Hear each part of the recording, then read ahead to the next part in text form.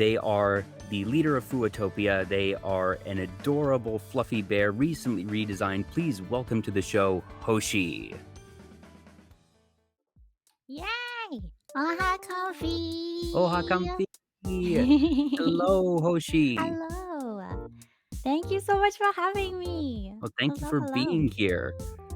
Well, first off, we have your wonderful background music going right now, and it's actually done by CDOS Kez, who I saw earlier in the chat. You called them out as well, so definitely props to you, CDOS Kez. This is a delightful, bouncy little tune that is very representative of Hoshi. I always like having my guest BGM playing in the background because, it helps bring the mood together and really sort of express the style of whoever I have on. So thank you so much for writing this one for Hoshi, and it's a delight to have it here today.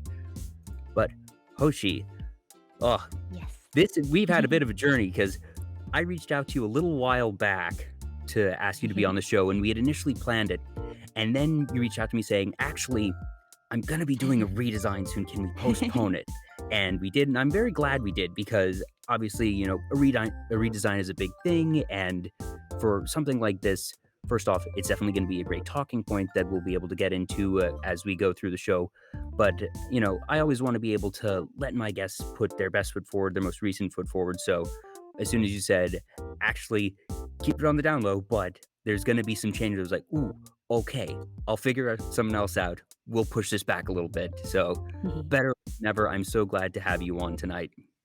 Yay! You were one of the first people to know.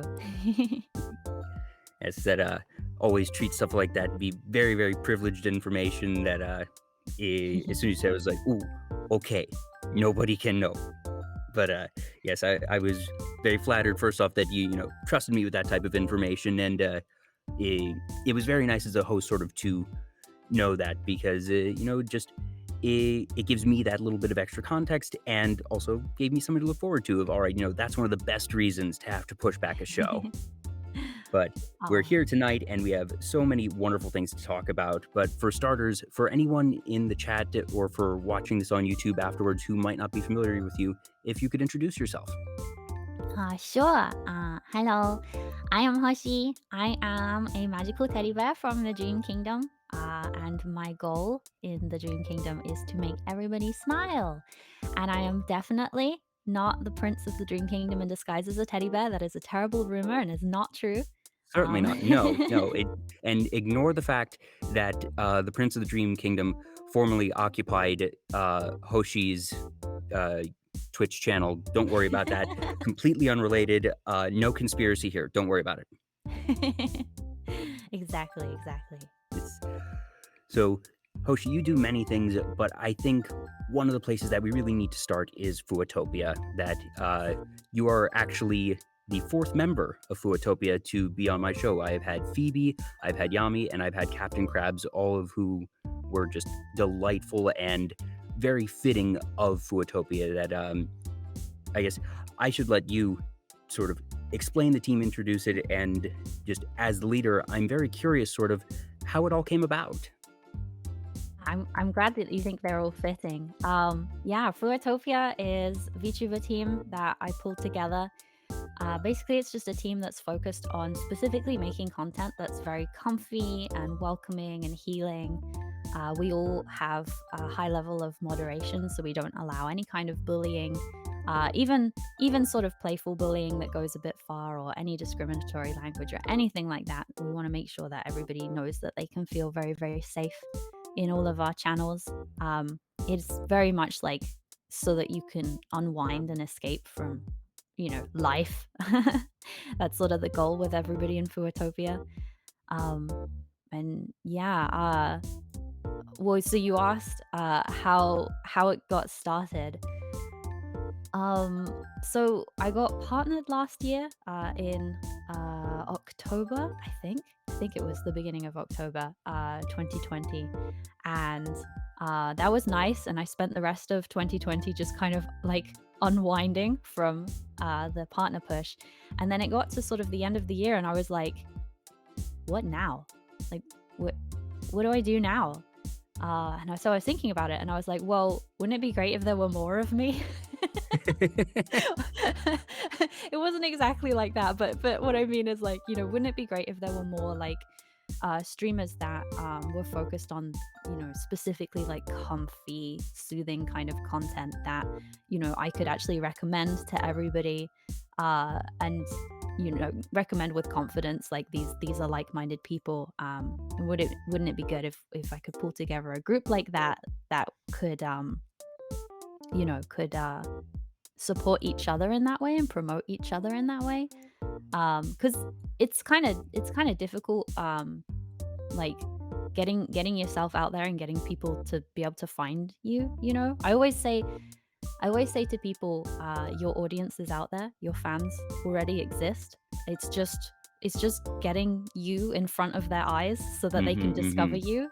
And that's like the most difficult thing. But so it's like if you have a particular niche and you team up with a bunch of other people who have that same niche, then it's, you can more easily recommend to people that are likely to be those fans.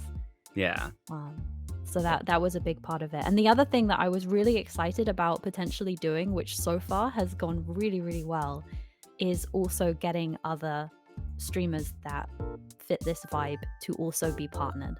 And that Hmm. that goal of FUWATOPIA, that's one of the sort of behind the scenes goal of FUWATOPIA, so far has been really successful, and I couldn't be happier about that as well. Yeah. It's interesting that you mentioned the concept of finding your audience and helping others find their audience. That one of the stats that you can actually see on the back end of Twitch is shared audience. That you can see, Mhm. what channels you have the most viewers in common with, Yeah.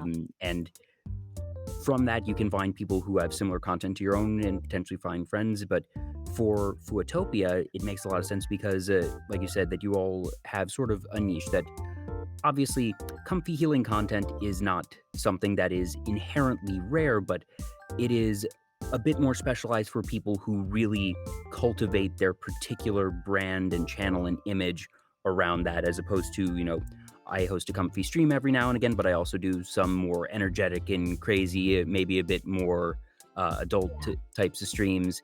Oh, Phoebe, thank you so much for the host. Hi, Phoebe. So, yeah, and Fuatopia, in the spectrum of VTuber groups, or really just of stream teams in general, it's a very interesting mix. I think it's somewhere in the middle because there's some stream teams where it's just, a bunch of people who are friends and they will have their common tag and they won't necessarily do much together. And it's just sort of an easy way to classify all of them. And then there are others who are super, super organized and, full on agencies. Mm. Whereas Fuatopia, I think, is somewhere in the middle because you all do collabs. You have a much more refined image and, as you mentioned, niche in your content, that it's not just a bunch of people who don't really have a ton in common other than they know each other. Yeah. But at the same time, like you mentioned, behind the scenes, you help each other, you support each other, and it's definitely, at least to me as an outside observer, it seems more than the average stream team, but also less rigid, I suppose, than an agency. Mm. Yeah. Well, actually, that's the thing. I've stopped fighting it now. But earlier you said, that I'm the leader of Fuatopia. That was never my intent. Well, if nothing else, you're the organizer, and that does make you the de facto leader. Yeah. Well, I originally really wanted it to be something that everybody felt sort of equal ownership to. Um, but it turns out that people do prefer there to be somebody who's sort of responsible for everything. So, And so I yeah. definitely identify with that sort of thing. That in my friend groups, just both socially and when it came to high school, college, and even sort of community things nowadays that I do, I very much been the organizer, the leadership type. That's partially how VTuber Talk came about because I feel that I have a knack for communication and coordination behind the scenes. And I was like, I think I might be able to do this and create a bit of a show out of it, even if I'm not able to be a full-time content creator or necessarily even make content of my own. I think I'm able to organize and coordinate with guests in a way that is both fun and professional Mm. for the guests and put on something that is entertaining for the viewers. So I definitely understand the whole thing of, all right, I want to organize, I want to get people that have similar interests or styles to me and bring us all together and make it so that we can become more than the sum of our parts. Yeah. Yeah, exactly. Also, let me let you into a secret for a Oh, sec as well. Because I also feel that way that for most of my life I get put into leadership roles because I do, I guess, have that knack for organization. Okay, the secret is I don't like I don't but like being the leader. I don't the want thing to is, do I it. think that's the secret of every good leader. That Uh either that they don't like it or at the very least that they don't feel they need to be the leader because yeah. that usually results in someone being, less egotistical and less power hungry because, just sort of almost the reluctant leader. It's okay, I know that I have the skills or the expertise or just the resources to be able to do this organization. And then the selflessness to say, okay, even if I don't want to do this, that I will do it because I see the value in it for others and that you're, Mm. you know, inconveniencing yourself even at times to help others. And that's a it's a good thing I see. And it, even if it means that sometimes you have to sort of accept the label of leader when you might not want it, or if, uh, despite the fact that you have a knack for it, that sometimes it isn't always enjoyable. The fact that people ask you to be a leader and that people gravitate toward you in the first place means that you're good at it. Yeah. Yeah, I think you probably are right that like not wanting to be a leader is an important trait in a, in Yeah. a leader. Uh, what is it that they say that's my burden to carry? Yes. When you first started Fuwatopia, did you have a vision of it being, just that initial group? Or did you think when you started, okay, I eventually hope to have a Gen 2, which you now do have? Mm. Yeah, we did talk about gens from the offset, but with a limit. One thing that I feel like is important about Fuatopia is I never want it to be one of those stream teams that has like 300 members, Hmm. just because I don't think that that would allow people to really get to know all of us and uh, to really. I think it gets to a point where it outgrows its ability to be succeeding at its goals of like Yeah. being like a directory of comfy streamers and that kind of thing. Um, so yeah, there's definitely a limit, but yeah, we did always want to have more because there's also like so many worthy streamers out there for inviting to the team who are out there making comfy content and stuff. Um, but we gotta like not overdo it because Yeah. yeah, that would defeat the purpose of the team. Yeah. If you don't mind letting people peer a little bit behind the curtain, how did Mm. you end up selecting the first group of members and then later on Gen 2? That were you already familiar with Phoebe, Yami, and the others, or did you sort of go on a search for similar content creators and then Mm. reach out to them? So during 2020 in particular, I was watching loads of VTubers. I don't, at this point, actually don't know how I was managing it because I would have like 8 streams simultaneously on at any given time during 2020. I was trying to, I, foolish, naive past me was trying to get to know every VTuber. Like I I feel like wanted to everyone has know. that phase, though. I went through that phase. Just wanting to know everybody in the community. And so I was trying to do that, but every so often I would come across somebody and I would just be like, oh, this is the vibe. This person is doing the thing that I'm trying to do. Um, and so I ended up making a list. And then when I tried to envision the first, what would be the first group, and I feel like in some ways one could say, the first group is the most important because that sets It the sets the stage. precedent. Yeah. Yeah, exactly. So I was like, okay, so I wrote up a list, and basically, uh, Gen 1 were the people who I envisioned as a team representing all of that as well as possible. And thankfully, they all said yes. So then we had FUWATOPIA, which was amazing.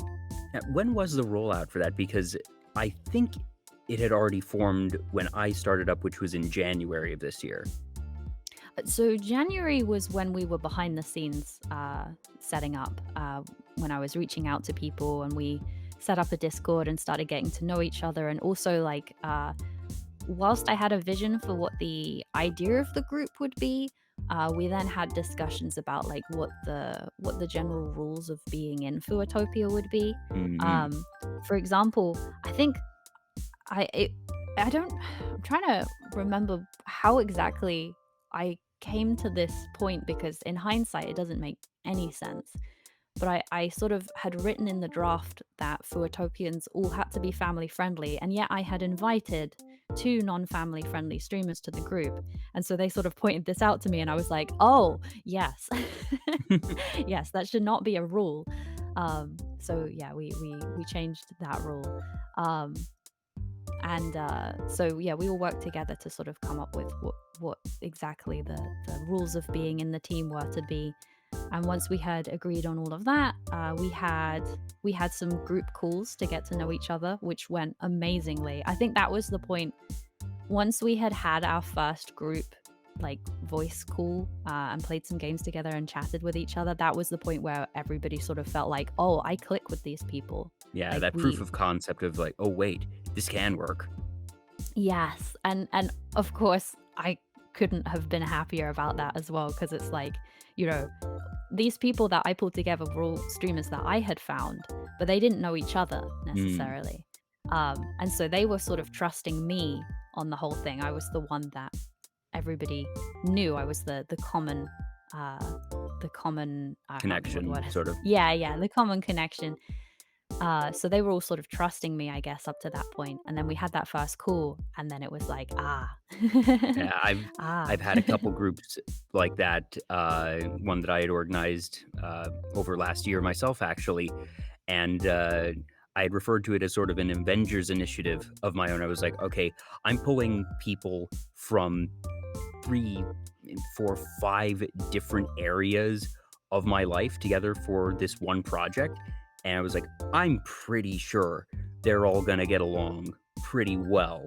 mm, And then just getting everyone in the call together for the project and seeing everyone hit it off, it is just indescribably satisfying to yeah. see not just a project go well, but to see people that are from different parts of your life connect and become friends and be like, yes, I knew that you all would like each other. It's the best type of sort of mental I told you so, like, I didn't tell you so, but, I told myself so, and being sort of proud of that and Mm, recognizing it because it means that you know them well enough to know who they would get along with. mm. It's also like extra satisfying knowing that you have created friendships between Yes, people. Yeah. absolutely. When it came to Gen 2, about where along the line did you decide, okay, it is now time to start looking for Gen 2? And then what was the process from there? Because if memory serves, and do correct me if I'm wrong, I don't think there was a formal audition application process. I think that, if memory serves, because I don't recall seeing anything of that nature. So I would assume that means that you sort of quietly behind the scenes approached people. Yeah, exactly.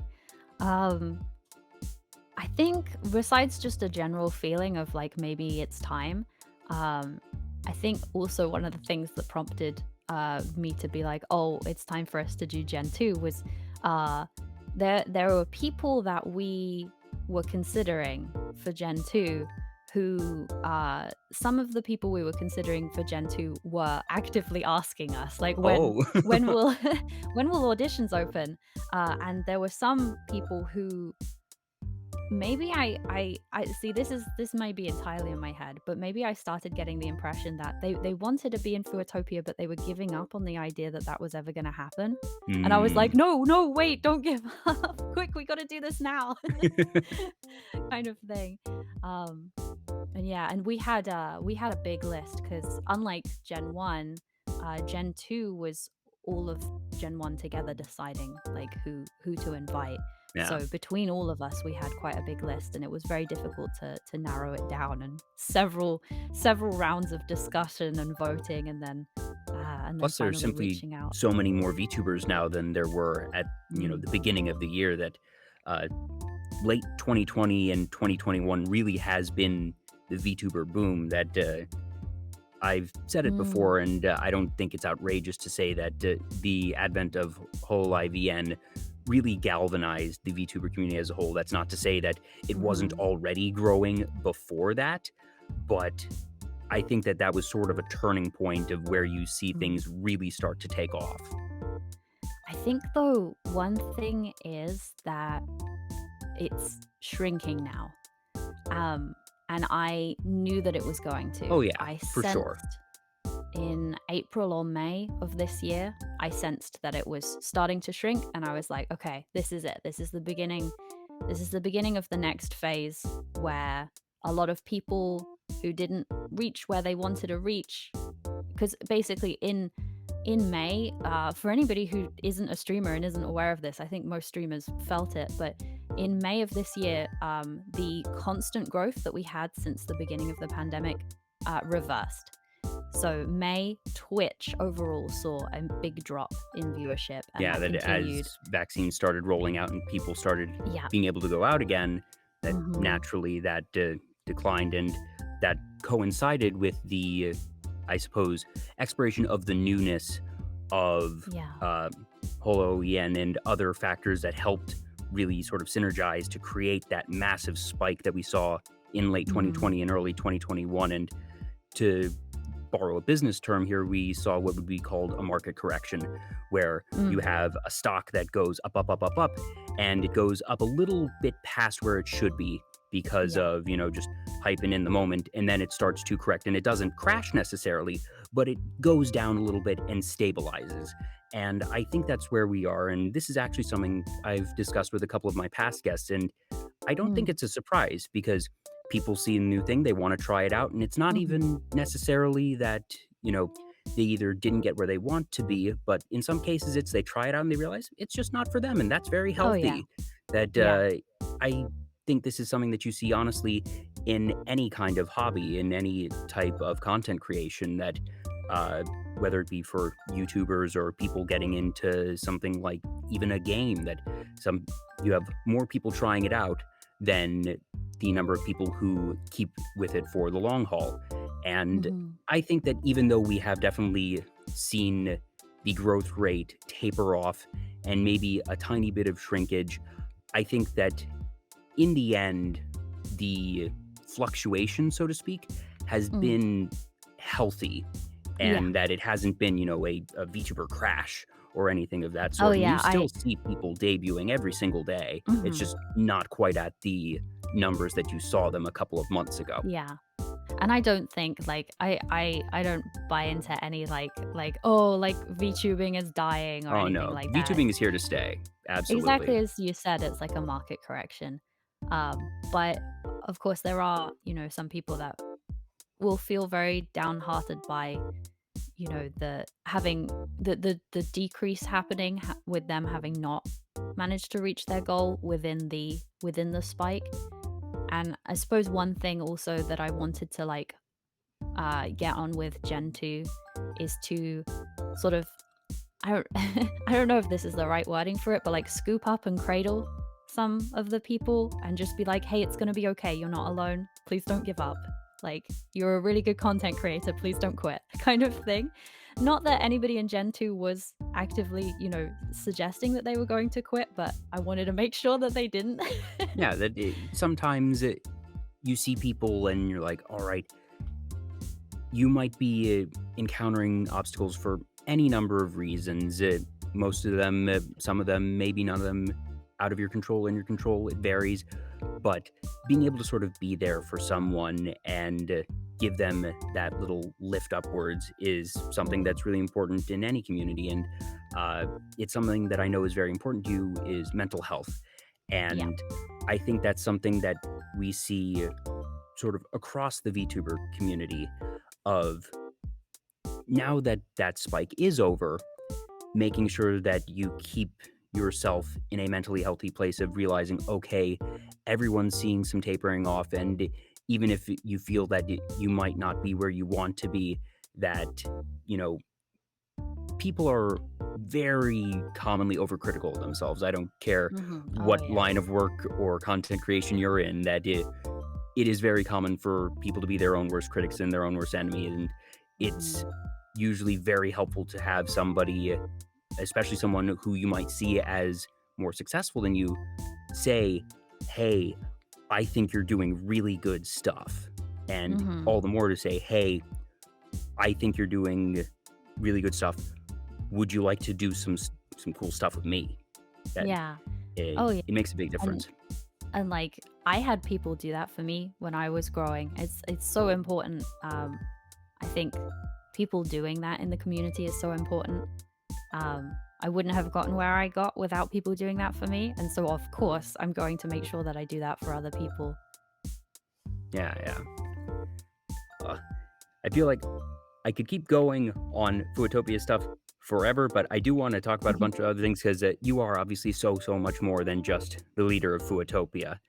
That goodness, where should we start? Let's see. I guess for games that you do a lot of just chatting streams, but you also play games as most streamers do. And you mentioned to me that you're actually trying to get more games into your rotation. So what have you been playing lately?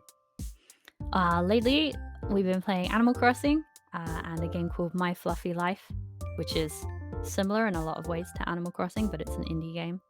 I'm not Those are actually the two. familiar with My Fluffy Life. Ah, It ha sounds ha ha. entirely on brand for you, I can say that much. So actually, quick shout out to Phoebe for introducing me to My Fluffy Life. Oh, is that one Um, of the, I'm blanking on the name of the, uh, comfy games feed that she uses and recommends. yeah. Ah, I Phoebe, please Phoebe, remind me, I'm blanking. help us. But, yeah, so she recommended that one to you, and, tell me a bit about it. So basically, it's a game in which you are a plushie, and you just live in a little plushie town. And I would say I would describe the main part, the main focus of the game is on scrapbooking. Ooh. So you have your own room and you have your little avatar and you can dress up your character and you can decorate your room. You can go outside your house and there are NPC shops and things like that. But the main point of the game, like if people ask me like what's the point of this game, is definitely the scrapbooking. So you go around the town and you click on things that are supposed to they're called in the game like good memories. So you Hmm. see a little bumblebee on a sunflower, and if you click on that, that's a good memory. And it gives you happiness points. And in this world, you can exchange happiness for money. And Uh, then you spend that money on stationery and then scrapbook with all the stationery that you bought. Aw, that sounds really nice. And Phoebe, thank you. It's Wholesome Games, but she says Oh, that she actually discovered this one outside of Wholesome Games. that's what I thought because I wrote a list of every single game that was in the Wholesome Games Direct, Hmm. and I don't remember it being on that one. Yeah, so I think it was. Is it? I think it's an artist that Phoebe was already following because the artist who made the game makes plushies, like in real life plushies that you Ooh. can buy, handmade ones. So it's kind of a game based on their sort of universe that the plushies that they make are sort of based in, I guess. Oh, that's super cool. Mm. Are you And able it's to choose also different animals to be, or is it? mm, yeah, yeah, you can be what is it? There's a bear and a sheep and a cat and a rabbit and a puppy, I think. I have to Um, assume you chose a bear. yes, I did. The really funny thing about that was I chose a bear before I had announced the re-debut. Well, I feel like bears have So always been your thing. That you have the little stream avatars, which are bunnies or bears, mm, and So But the people, the Dream I, Prince had a stuffed bunny, which we will yeah, actually see. There's a wonderful art piece that you shared with me that we'll be mm, showing off in a bit. yes. Um, but I feel like bears have come up in your streams before. That Oh, the selection of bear didn't seem like anything out of left field to me. sure, but I do think people heavily associated me with bunnies. So but That's it fair. surprised me. It surprised me that because I hadn't chosen the bunny avatar, but nobody commented on that. Like when they saw my avatar in Phoebe's streams in my fluffy life, nobody was like, "Oh, Hoshi, you're a bear." Like nobody caught on to that little leak. Very fun. And obviously, Animal Crossing is seeing a big resurgence right now with the recent updates. That it's the last major update that they're doing, but it's also the introduction of, I believe it's Happy Island Designer or something along those lines. But it's taking, Happy home paradise, yeah. yes, thank you. And it's taking a lot of the mechanics from Happy Home Designer, which is a Mm, spin off game that was for the DS, and implementing it here in New Horizons. So it's breathed a fair bit of new life into that game. So it's yeah. fun to see everyone really returning to their islands, doing, either all new islands or just renovating and catching up with their villagers. I know Mhm. for me, Animal Crossing was the big thing that I played for the middle half of 2020. Mm, Not something that I revisit as much now, but uh, that for me sort of was the game of 2020 and just how far it got. And actually, mm. uh, funny story that it's only come up a couple of times in 40 episodes. This is episode 40, which is weird to think. Um, Part of the inspiration for VTuber Talk came from a show called Animal Talking. And Mm. Animal Talking was a late night talk show run on Twitch by a gentleman named Gary Whitta. And Gary Whitta is actually a Hollywood screenwriter. He is most known for Oh, doing the screenplay for Book of Eli and Star Wars Rogue One. wow. And what he did in March, April, May, June of 2020, when everyone was having to stay inside and he was getting into Animal Crossing, he just had a love of late night talk shows. So he made a talk show set in the basement of his Animal Crossing house and would Oh, invite people into his island, into his house, and interview them. I And think it I started did off with I just a think I did couple of his see that. friends from, around Hollywood, but Mm. by the end, he had Josh Gad, he had Dylan Sprouse, he had gosh, I'm blanking that he had Matt Mercer, he had why can't I Mm. remember her name? She played Captain Marvel.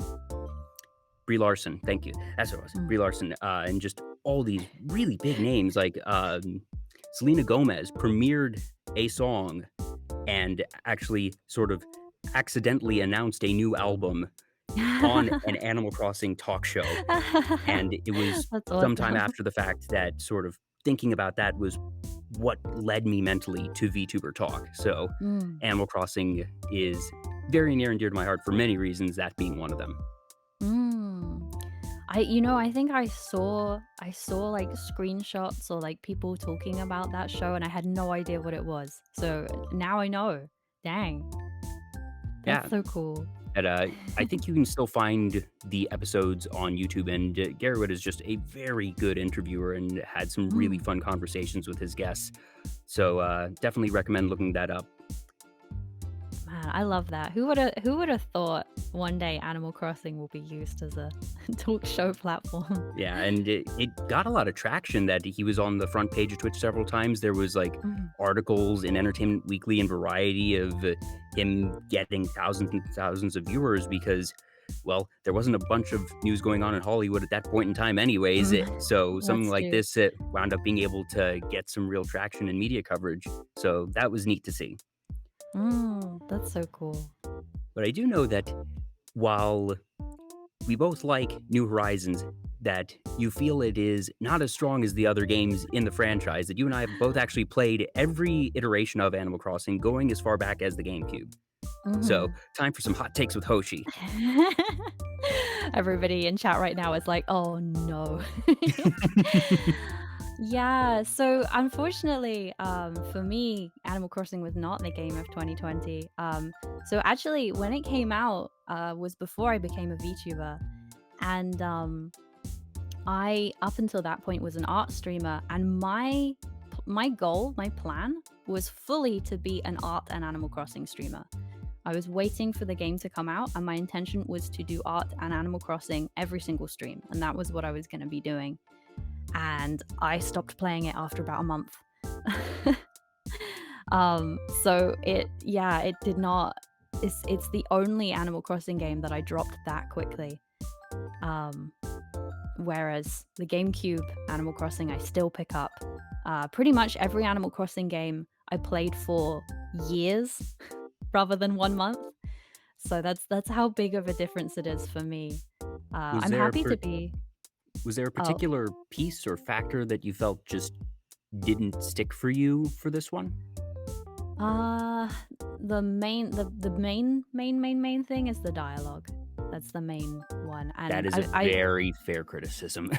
yeah, I've seen lots of people, even people that love New Horizons, like make the same comment. Yeah, The thing that kept me back to the game for years and years and years and years is talking to my animal friends, yeah, just the and dialogue, the funny little conversations. yeah, and now it's so weird to me that like I just, for me, from my perspective, it feels like the developers sort of completely lost sight of this somehow. Although I think with Happy Home Paradise, I think I've realized that it's more that the devs now, I think their focus has changed to being more of a design sort of sandboxy game, but it's like going from having conversations that genuinely felt new and fresh every day to now I speak to one animal and they're like, "Did you know that the sun is blah blah blah billions of miles away from the earth?" And I'm like, "That's nice." And I speak to the next animal and they go, "Did you know that the sun is n billion miles away from the earth?"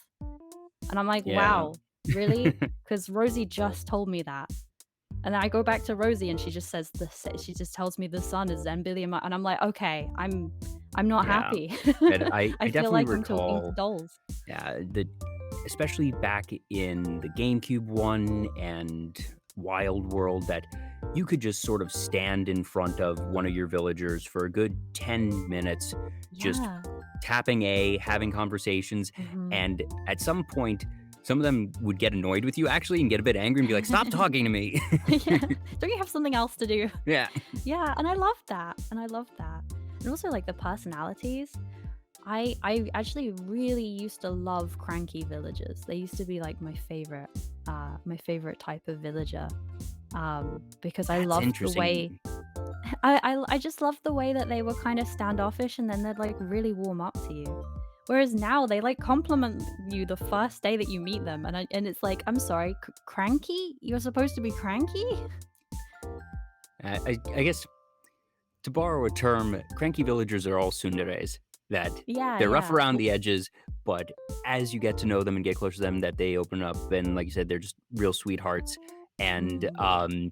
frankly, and there's a couple people who've actually done compilation videos of these, that in the first one, in GameCube, some of the cranky villagers were downright mean. Like the things they would say, that for being a E-rated game were very creatively hurtful. It's so strange because I remember like I don't know what was up with me as a kid, but I remember playing the GameCube game, and I remember I had Olivia, who is a snooty cat. I had Mhm. Olivia in my town, and I loved her. I adored her, and she would constantly belittle me, but I just knew that she was doing it lovingly. Somewhere in my small child heart, I was like, she cares about me. And I think that's a testament to the writing, because it is the type of thing that, even if the cranky villagers, you look back now and realize, oh gosh, they were mean, it's the type of thing that people sort of realized it after the fact, because when you're playing the game, even if they're rough around the edges, it doesn't actually feel awful or anything. And Mm, uh, it does take talent to be able to write that type of dialogue, especially in a game that is supposed to be family friendly like this, that you can really have that type of almost antagonistic personality while still not making the player actually feel bad Mm. and actually endearing them along the way. I remember actually as a kid things like the talking to a villager too much and them getting angry with you, or like sometimes they'd just be having a bad day. Like sometimes they would stomp around your village with Mhm. gray clouds over their head. Yeah, or just the little steam coming out. Yeah. And I remember doing things like having a villager that I really liked be having a bad day and yell at me. And I remember like writing a letter and attaching a present and being like, "Hey, I'm Aw, I'm sorry that I hurt your feelings that's today." And so then cute. I'd send that, and then, like, the next day, of course, they'd not be having a bad day anymore, and they'd be like, "Hey, did you send me this letter? It made me so happy." And I'd be like, "Yay, I Yay. helped. I made their day better." You don't get, like, those little sort of, you know, obviously they're not, like, real narratives in terms of, like, thinking about how the game is programmed. It's not that your Yeah, letter did actually cheer it up, but it allows for you to have these narratives in your yeah. head. Mhm. There's none of that now. Yeah, that I guess you're able at least I was able to get it on a lesser level, but it was a noticeably lesser level to be sure, Mm.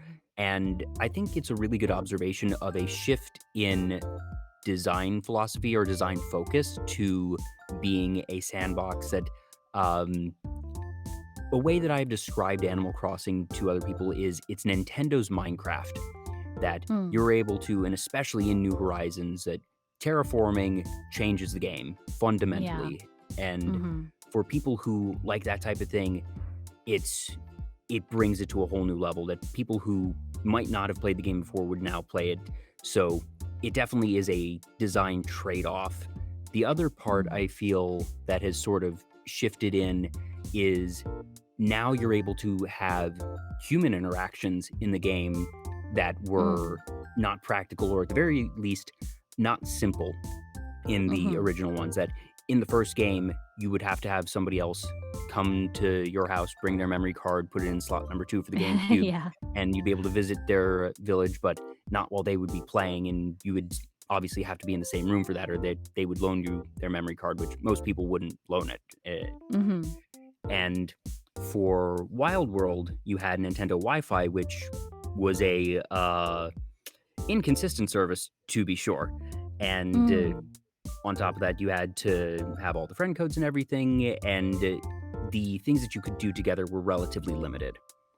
But Wild World, though, that I was at school, and that became so popular at my school. Everybody was playing Wild World together. Lunch breaks was just the cafeteria full oh of people yeah, playing oh Wild yeah, World. It was yeah. awesome. The local stuff was really good. The internet was, like I Yeah. said, a little bit inconsistent in the connectivity. And what New Horizons does really well, I feel, is one, just the connectivity. While it still has its glitches every so often, to be sure, Oh, yeah. it's much better than it used to be in that there's now so many more things that you can do together, that you can have the fishing contests, or you can go over and be able to actually, you know, see and Mhm. sort of partake in the world that has been created by the owner of the island. And Mm. especially in 2020, that it created and allowed so many connections when being physically together wasn't possible. That for, Yeah. I'd say, 4 or 5 months, my siblings and Mhm. I would just hang out every Monday in Animal Crossing and go to each of our islands and just, see all of each other's villagers, see any updates made to the islands. And we would do that every week Aw. for several months because my siblings and I, we all live in separate states. And Mm. obviously, none of us were able to go out and really socialize. So it allowed that. And just the number of Friends Islands that I visited over those months, Animal Crossing was in the right place at the right time last year. Yeah. Oh, yeah. Oh, yeah. It couldn't have come out at a better time. That's so sweet, though. But Life is good, but it you can could be better. do you could do more multiplayer stuff in New Leaf, because there was the whole Tortimer Island and all of the mini games in Tortimer Oh Island. gosh, I always forget about Tortimer Island. Mm. Uh, yeah, and there was the cafe until obviously until recently. That wasn't a part of New Horizons. Hmm. Um, and also one thing that I remembered. So actually, I the other day, well, on the release day, I went out on a mission to acquire some amiibo cards. Um, and it suddenly occurred to me whilst I was queuing up for going into the shop to buy amiibo cards, surrounded by all of these other people who were queuing up for amiibo cards. I suddenly remembered I think it was called Street Pass. Oh yeah, on the DS. Yeah, and all of the fact that you could go to an event that you knew that there were going to be other people at with your DS, and Without even basically interacting, just literally in yeah, passing, be able and then to make those connections. you get home and you open the game and you check out all these houses of all these people that you physically were near that day. And that was so cool, and I suddenly remembered that, and I was like, dang. In terms of features, New Leaf really had the most I would agree features. with that, yeah, because that was where public works really became a thing. There was Tortimer Island, like you mentioned, Mhm. and you couldn't put furniture outside, but you were able to do more manipulation with patterns on the ground, and Mhm. uh, you could see the groundwork for Yeah. what we have now in New Horizons being set in New Leaf. Mhm. Yeah. I keep saying the ultimate Animal Crossing game. If Nintendo ever wanted to actually make the greatest game ever in the entire human history, they need the features of New Leaf, the terraforming of New Horizons, and the dialogue of Wild World. That'd be it. That Yeah. would be the greatest Hmm. Animal Crossing game, the greatest game ever. Yeah. But we know Nintendo. That's not gonna happen. Probably not. We can hope, but I agree that you probably shouldn't hold your breath. Mhm. But who knows, someday. Now, outside of Animal Crossing, one other franchise that is near and dear to your heart, which I'm admittedly not as familiar with, is Spyro. Now, obviously, I I know of Spyro, that it's a very iconic game, but just I didn't own a PlayStation growing up, so I didn't really end up playing those games. I played a level or two here and there at friends' houses, but I never really got into it. So, what about Spyro really speaks to you? Purple Dragon. That's fair. That's very fair. So when we were discussing what things we could talk about today, I said to you, I said Spyro lives rent free in my brain, Yes, you did. and it is so true. I have not played Spyro for a few months, and I have thought about Spyro every single day. So what do you think about then? I just think about Spyro. Just being a dragon. So just Spyro. So it's not necessarily the world or The the world conflict. It's too. just There are certain levels, there's certain aesthetics of some of the levels, just these beautiful castles. So to describe it for you and anyone else who isn't very familiar with Spyro, um, you have these floating fantasy sort of pastel castles in skies that are filled with planets, so like otherworldly magical floating castles. And you have some levels which are like planets entirely made of crystals and floating diamonds that you have to like platform across and stuff like that. And it's just, the world is just so beautiful and magical in those games. I can't get enough of it. Super Suki-chan in the chat says Hoshi is Spyro, despite looking like a bear. A dragon was a possibility. I do one of the many OCs that I have is a little dragon, and when I was thinking about redesigning, I was like, dragon though. Mm. Now, speaking of redesigns and whatnot, actually, I'm going to take us over to one split screen so we can look at some of your art, because some of them we have your old art, you have your new art, and a couple other fun things because, like you mentioned, when you started out, your vision was to be Animal Crossing and art. And even if Animal Crossing got dropped, the art has absolutely stayed. It will always. I cannot not draw. So let's For see sure. here. You actually sent me a ton of really, really great images. Do you have any particular one that you'd like to start with? I don't know. You Okay. pick. Everybody Well, we'll start everybody off with who's Hoshi 1.0. That okay. or actually, no, Hey. this definitely isn't Hoshi. This is the Prince of the Dream Kingdom, not Hoshi. Also not 1.0. This would be in terms of VTubing, 3.0. Oh, okay, because there's another one that I have here that you labeled as Hoshi Origin. So Well does that's that count as 1.0 or is that 0.0? that would be the alpha release from Mm. from uh from over a decade ago. Oh my, I didn't. Well, Mm. because I could tell from the doodle, and I'll actually bring that one up, which is here. Is that a Keyblade, Hoshi? Is that a Keyblade? Mm. So I recently told this story on my stream. The origin of my name is from a Kingdom Hearts self-insert character, and that is what this sketch is of. A long time ago, there was a little weeby teenage me who liked a game called Kingdom Hearts. As And many people did. in particular, liked a certain character called Riku very much. As many people did. Yeah, I created a self-insert character to be the wait, how does this work? The Kairi? The Kairi to Riku's Sora? No, yeah? Sora has Kairi. Riku has me. Basically. Okay, so you shipped yourself with Riku. Yes, exactly. Exactly.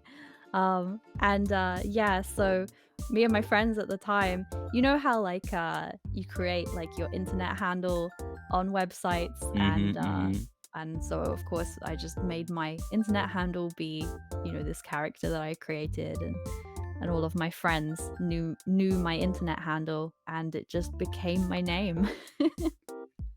Honestly, for people of our generation who grew up with the internet, that is one thing that has been very interesting to see of just, you know, people making these handles and sometimes they get discarded and it's fun to ask, you know, like what was your handle back in the day because it can give you some insight. But then there's the ones who have actually kept it. And for some people that has become their brand if they've become, you know, streamers or content creators.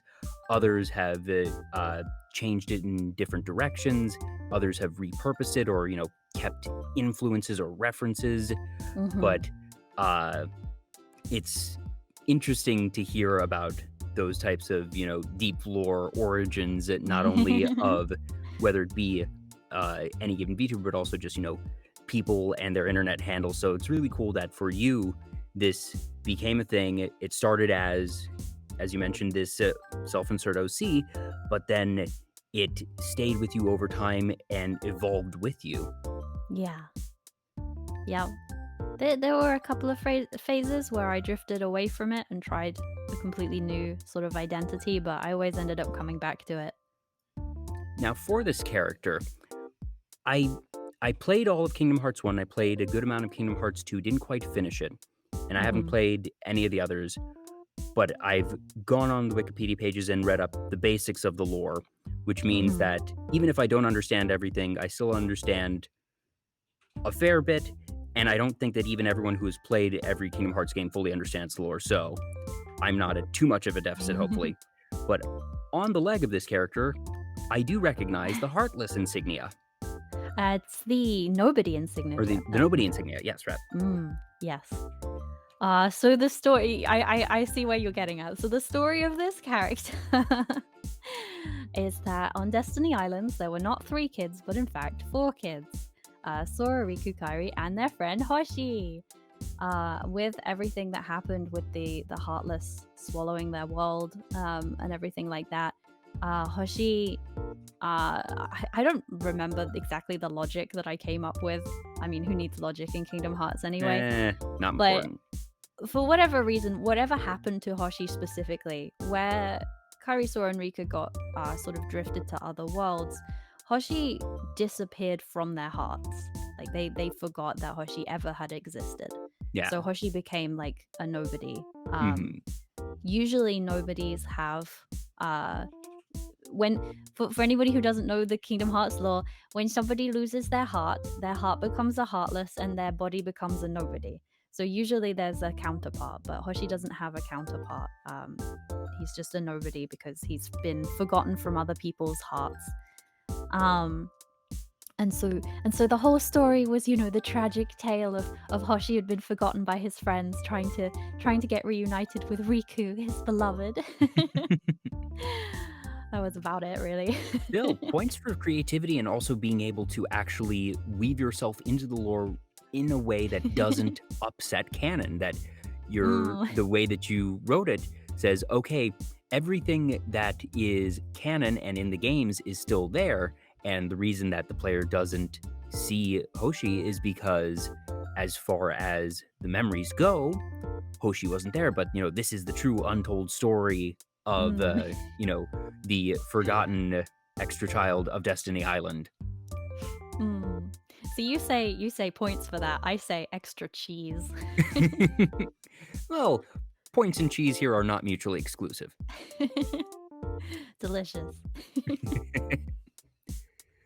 So, at what point did this version of Hoshi start to become, I suppose, VTuber Hoshi 1.0 or 0.0? And are there any references that, you know, went from this Kingdom Hearts version into whether it be any version of your model, or, it could have been phased out? One thing that I do notice, the Keyblade here, the blade is a star, Mm-hmm. and you have a star on your forehead. Yeah. Is that just because you like stars, or is that a deliberate reference? Well, so Hoshi means star. Oh, Um, duh. So that was a key thing that I am kind of proud of. So with regards to the naming, where the name actually comes from, because I explained like, oh, Hoshi was originally a self-insert character. Okay, but where does Hoshi come from? So Sora means sky, Riku means land, Kai means ocean. Ocean. So therefore, the fourth member would be the stars. There you You go. have sky, land, ocean, stars. Yeah, so the star motif has stuck with me since then. Since it ties directly into the name. Sometimes if people say to me like, oh, like why do you have a Japanese name? Something that I often feel the need to point out to is that it's not a Japanese name. It's a Japanese noun. Yeah. I am the equivalent of somebody calling themselves kitchen or saucepan. Um, it's just a noun that I use as my name. Mhm. It's not really a normal, a common name to have. Um, but yeah, so the thing is like over the years, I have created a lot of OCs that represent myself. And then at some point, I no longer connect to that OC directly as my persona. I create a new persona. That new persona gets the name Hoshi because they're just me. They're the persona. Because you are still you, and it's just, Yeah. people change and their then- interests change. That I feel like in a way that's very representative of people, that even if Mhm. you aren't doing necessarily a full redesign from a human prince to a bear, that, people's personalities change over time, their physical Yeah. traits change over time, and that in this case, the character of Hoshi has very much grown up with you. Yeah. Absolutely. And so each of those personas just became normal OCs. The difficult thing being that I now have like 6 OCs who are all called Hoshi. Uh, I have to like come up with new names for them. I find that very challenging. As in, when I create like an OC that's intended as an OC, they have a name. But when it's a former persona, I don't know what I'm supposed to rename them. But so Hoshi has been the Kingdom Hearts self-insert character, became a sort of kitsune character, so like a fox boy kind of character. From there, trying to remember. From there became, at one point there was a girl Hoshi who was like kind of a gyaru. I don't know if you're familiar with gyaru Yes. culture. Yeah. So at one point there was a gyaru Hoshi persona. After that, I think was around the point that I stopped using Hoshi for a bit, and actually that's where my dragon character comes from. I became a dragon for a little Oh, while. okay, because you sent me one of the art pieces was of a dragon, and I thought it might have been of, either just a different original character or possibly some other VTuber that you had done art of. I have it now on screen. Yeah, this Is is this fan that? art. Okay, so No, that is this fan is art. That is fan art not of- Hoshi Dragon. No. So this is oh, come on, brain, don't draw a blank now. No, Pinky Puddin. Pinky Puddin's redesign, which is a dragon, which I had to draw because of this love of dragons. Yeah, oh my god, if ever I was going to be a dragon VTuber, I would wish to look even half as good as her design. It's amazing. But yeah, so for a bit I was a dragon, and then I came back to being Hoshi.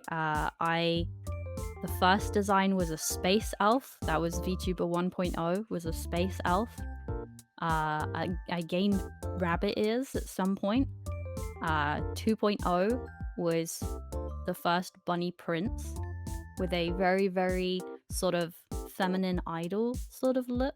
And then the 3.0 was the one that you showed art of earlier, which was the much more little rascally prince looking design. But still with bunny ears.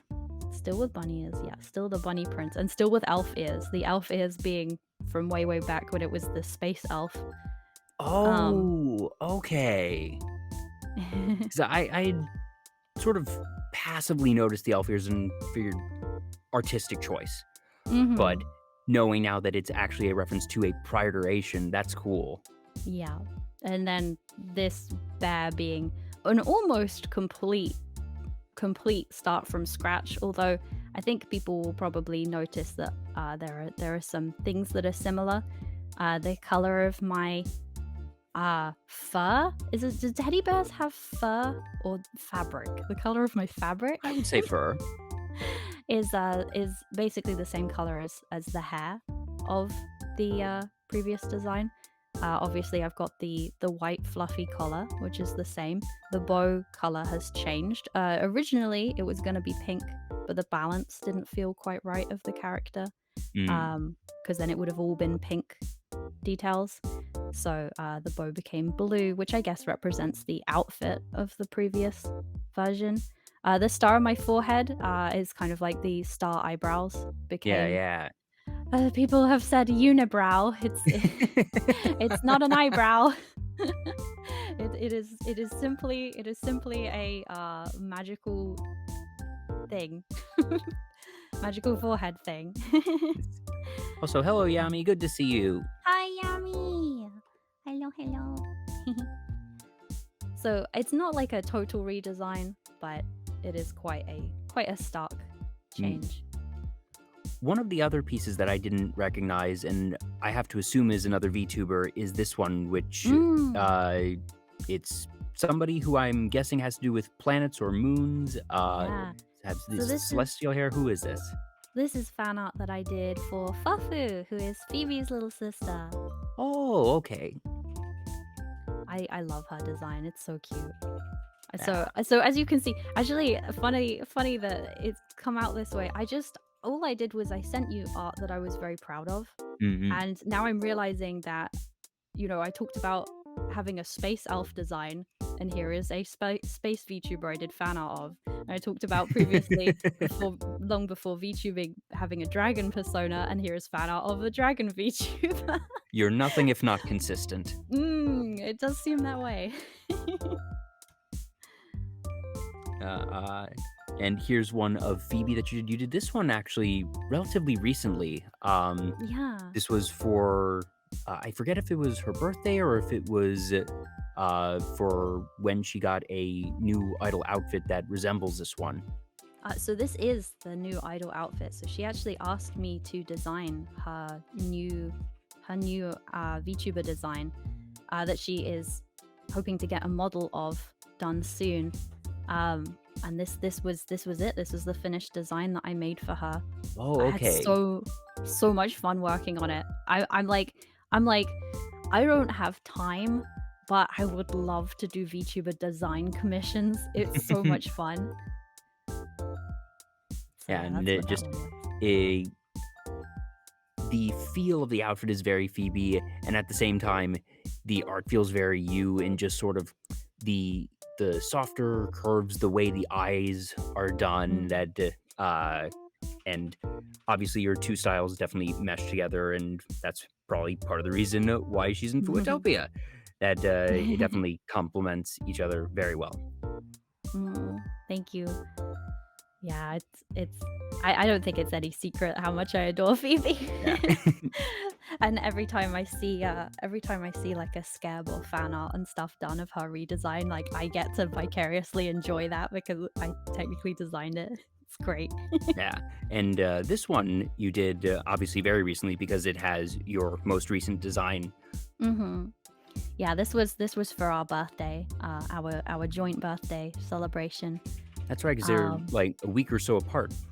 Oh, even less than that. So Phoebe's birthday is the 28th of October, and my birthday is the 29th of October. Oh, well, there you go.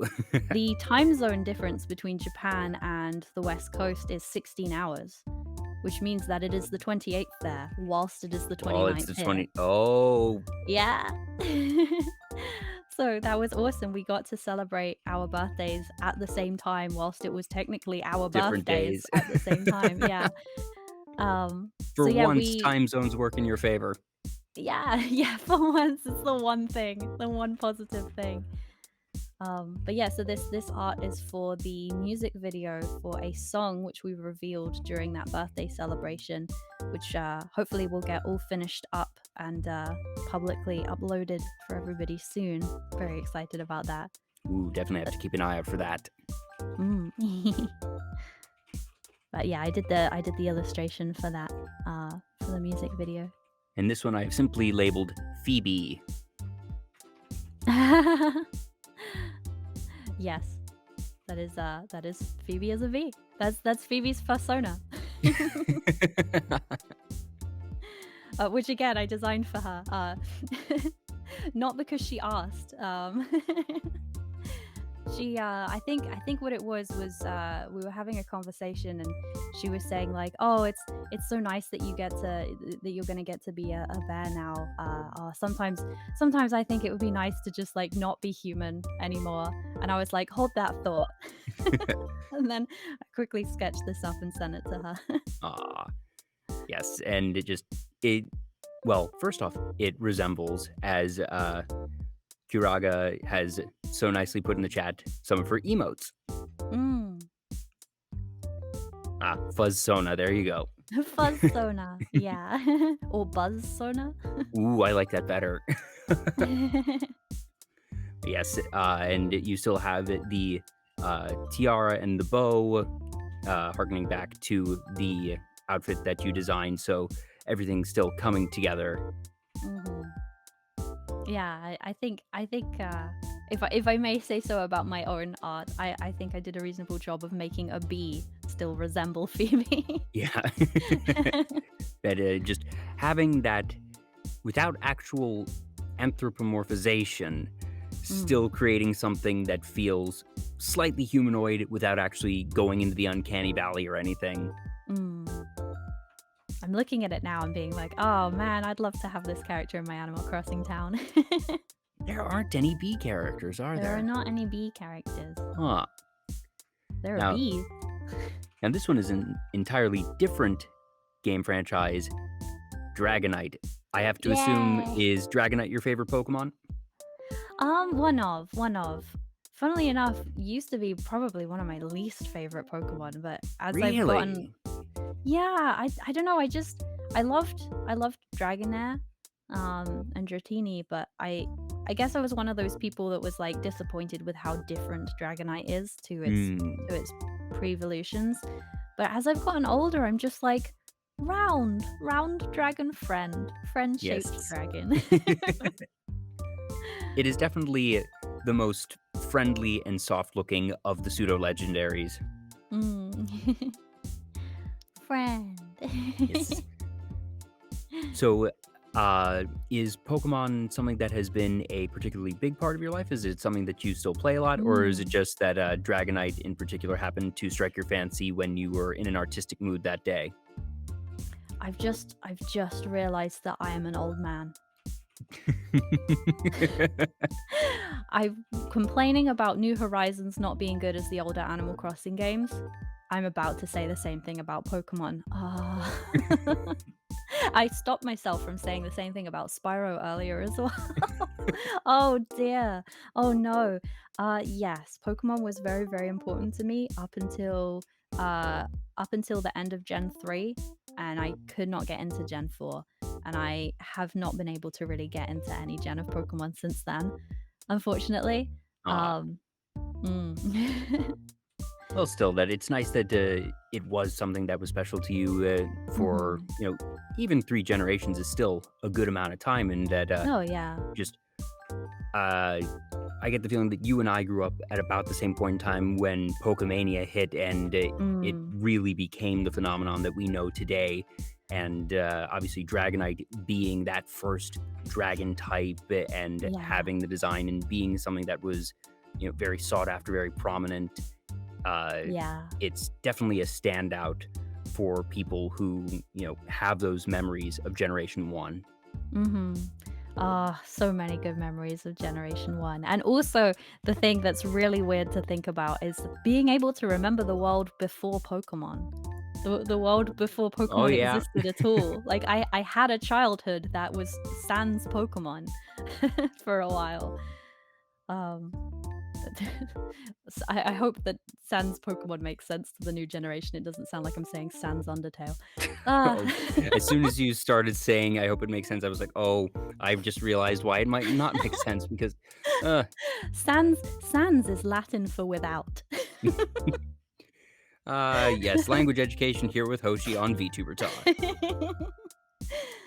You said that Dragonite is one of your favorite Pokemon. What are some of your others? I love Vaporeon. I've always loved Ooh, Vaporeon. Many, many, many memories of going swimming every week at my local pool and pretending to be Vaporeon. Um, if you I, grew I, up in the late 90s or early 2000s and say you didn't pretend to be a Pokemon at least once, doesn't matter if it was, running or playing on the playground or in the swimming pool, if you say that you didn't pretend to be a Pokemon at least once, you're lying. mm. Oh, here's a fun fact. here's here's a fun fact for those of you in chat that are a bit young to remember the days before Pokemon. But before Pokemon, we used to run around in the playground and pretend to be Land Before Time characters. There's a fun Oh fact for my you. goodness, now there's another throwback. Ooh, oh gosh. Now I'm sorry, I'm just a little bit shell-shocked of that flashback because that was not Sorry. one that I expected to have tonight, but, oh, who's your favorite Land Before Time character? I used to run around the playground flapping my arms and pretending to be Petrie. Petrie. Yeah! Oh gosh. Petrie was, he loud, kind of obnoxious, kind of like I wouldn't want to call him annoying, but he was very loud and out there. Not quite the same type of loud and out there as Ducky, but Oh, yeah. Ducky.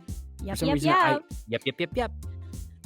I for some reason have this vivid memory. There's this one scene where Pichu's feeling down, and Ducky just, literally picks him up, hugs him, and just starts walking along since he is a bit too sad to walk on his own at that moment in time. So she just carries him for a while. Yeah, it was so sweet. Why do we remember these things? Have you watched Land Before Time recently? I have not I watched have Land not Before watched that. Time. I haven't seen Land Before Time in probably 15 years at Yeah. least. and yet we remember. Uh, see here. So I'm guessing this is a recent one because this feels very Halloweeny. And at first, Yes. I glanced at the ghost and was like, "Is that Kirby? No, I don't think it's Kirby, but it looks a little bit like Kirby." Yeah, lots of people. Do you know I've never played a Kirby game? That surprises me because that Yeah. feels like a very Hoshi game, a Yeah, very Hoshi exactly. franchise that just People are always telling me my character designs remind them of Kirby characters and stuff like that. I'm gonna fix that. I am gonna fix that. please do. I think that you will just they're fun games. Kirby is, in my opinion, one of the just few forces of pure good in the world that I'm the type of person that if you show me Kirby art or like any piece of Kirby merchandise, I don't collect Kirby merchandise. I love looking at Kirby merchandise because it's all Yeah. adorable. Some of the stuff, especially some of the newer stuff that they've been releasing in Japan, is so my aesthetic. Like Kirby sitting on sort of pastel purple clouds covered in rainbow stars. Like that is so me. Yeah, and there's Kirby's Epic Yarn, there's Kirby Canvas Curse, where just, you have Kirby in these different sort of mediums, but it's always those pastels, it's always fluffy, sometimes literally, and just the style of game, I think would be very useful. I do hope that you eventually get around to a Kirby game. I don't think there's one that Oh yeah. would be going wrong, honestly. Oh, definitely we will. But So yes, these this aren't Kirby. Who are they? yeah. Or are they just original characters? They're more original characters. The ghost doesn't have a name. I seem to remember we might have discussed possible names for that character on stream, but I don't remember them. The cat is called Scaredy Cat. He's a zombie cat and always has like the eyes that look terrorized. But yeah, so one thing that I am starting to do is coloring in streams where I make coloring sheets like this and then we all color it in on stream together. So like you send it out, whether it be, posting a link in chat to download or putting it in the Discord server, and you have people either print it out or bring it up in their respective, art programs. That way you can all color together. That's so cool. Yeah. I'm very comfy. It's peak comfy content. Yes. If eventually what you can do is just collect all of these and have a Hoshi coloring book. Oh, yes. Oh, of course. Oh, absolutely. Yeah, that is on the cards. Absolutely. Along with plushies. Oh yes, talk with Captain Krabs. That Oh, he yeah. is one of the few people I have seen that have made and released plushies, and I know it takes finding a good manufacturer and distributor because getting a good quality plushie. It was actually one of the things that we discussed when he was on the show. It can be difficult to find a company that is able to make them that are high quality and for a reasonable price, especially if it's something that is not a conventional shape like a crab. Yeah, no, I think I've already got a manufacturer in mind. I just gotta do it. Just gotta get the prototype made. Go for it. Yeah. Now, looking through the other ones, I realized I think we do have the bunny one. So is this the bunny version of you, or is this just the bunny that is in your arms? I think it's just the one that was in your arms. Yeah. So this is a character called Nightlight. He's called Nightlight because, as you can see, his tail glows. Yeah, it's a firefly bunny hybrid. Yeah. So yeah, he's a plushie that keeps you safe, helps you feel safe and comfy in the dark. He's a very, very good support companion because all he cares about is you being your best self. Sorry, That's one the second. character. Just need to get rid of a spam bot. It's been a while since I've had to deal with one of those, and at least it's, not quite as annoying as the Haas ones. Yeah. Oh man, I hated that so much because at first I didn't know what was going on and I thought that it was related to my name. And I was like, no, who are these Oh fake gosh, because Haas? the first 3 letters. Oh no. Yeah, good old bots. I know that a lot of new streamers consider it a bit of a rite of passage to finally get the wannabe famous bots. It's like you finally made it. You're finally a streamer now. Yay. Yay. Anyways, let's see here. So we've got Bunny. Where's oh, this is FUWATOPIA Generation 1 that you have the gangs all here, and this is an older piece. Was this one that you did, or did you have this Yes. commissioned? I did this. It took me 6 months. Wow. Was that because Yeah. just, you wanted to do it right and it took you a while to get everyone, drawn to your Yeah, standards, or was there a basically. particular snag along the way? It's definitely like I have a problem with perfectionism when it comes to art. So I kept getting burnt out on it, and then coming back to it and just getting really sucked into details, and just sort of forgetting that the more important thing is finishing the piece so that everyone can enjoy it. Mm-mm. But I got there eventually because Gen 2 were debuting and I needed to get it done before Gen 2 debuts. Oh. Otherwise, I'd probably still be working on it now. But yeah, Now, that's Gen 1. we have Gen 1, but we also have... Sorry, whoopsies, that's not the right one. Well, I already put it up, so might as well put it, because it's still sort of Gen 1. It's 3 of the 5. Gen 2! Yay! It's Yummy with a backwards Y, bun, and eat grass. Is eat grass a running joke of some sort, or was it something that No. you made for this just because you had fun eating grass? Yeah, there was so these are the best moments that we have in FUWATOPIA, which is just the completely unplanned our personalities just sort of colliding with each other kind of moments. I'm always teasing Scott. I'm always teasing mascot Bun, who is the bun there. And Yami is of course the preschool teacher, member of FUWATOPIA, and the little prince was of course the little prince, so it makes sense that Yami being a preschool teacher role to the little prince. And I can't remember exactly how it came up, but I was like, Yami, if I draw you a picture, will you stick it on the fridge? And Yami was like, of course I would stick it on the fridge, and I'd be very proud of you. And I was like, okay, I'll draw you a picture then. And so I drew this, and I was trying to capture the essence, that chaotic essence of children's drawings. Yeah. Hence the eat grass with the crossed out backwards G. And also And just it still has the backwards S's, the capital A in the Yep. middle, and just the way that everything isn't quite fully colored in, that you can still see, the Yeah. jagged lines of coloring in and everything. That as soon as I saw this piece when you sent it to me, I was like, oh, I know exactly what you were going for there. And it just Mhm. it captures that aesthetic and just the little stereotypes that you have of children's drawings. And gosh, for some reason, just Scott looks so adorable here, and just like just the Well, little dot eyes, the happy open mouth. It's just well, very 'cause cute. kids also have this tendency to draw or pretend play things that as a parental figure, or as a responsible adult, that you feel the need to tell them is not the right way to behave, Mm-mm. that they always do.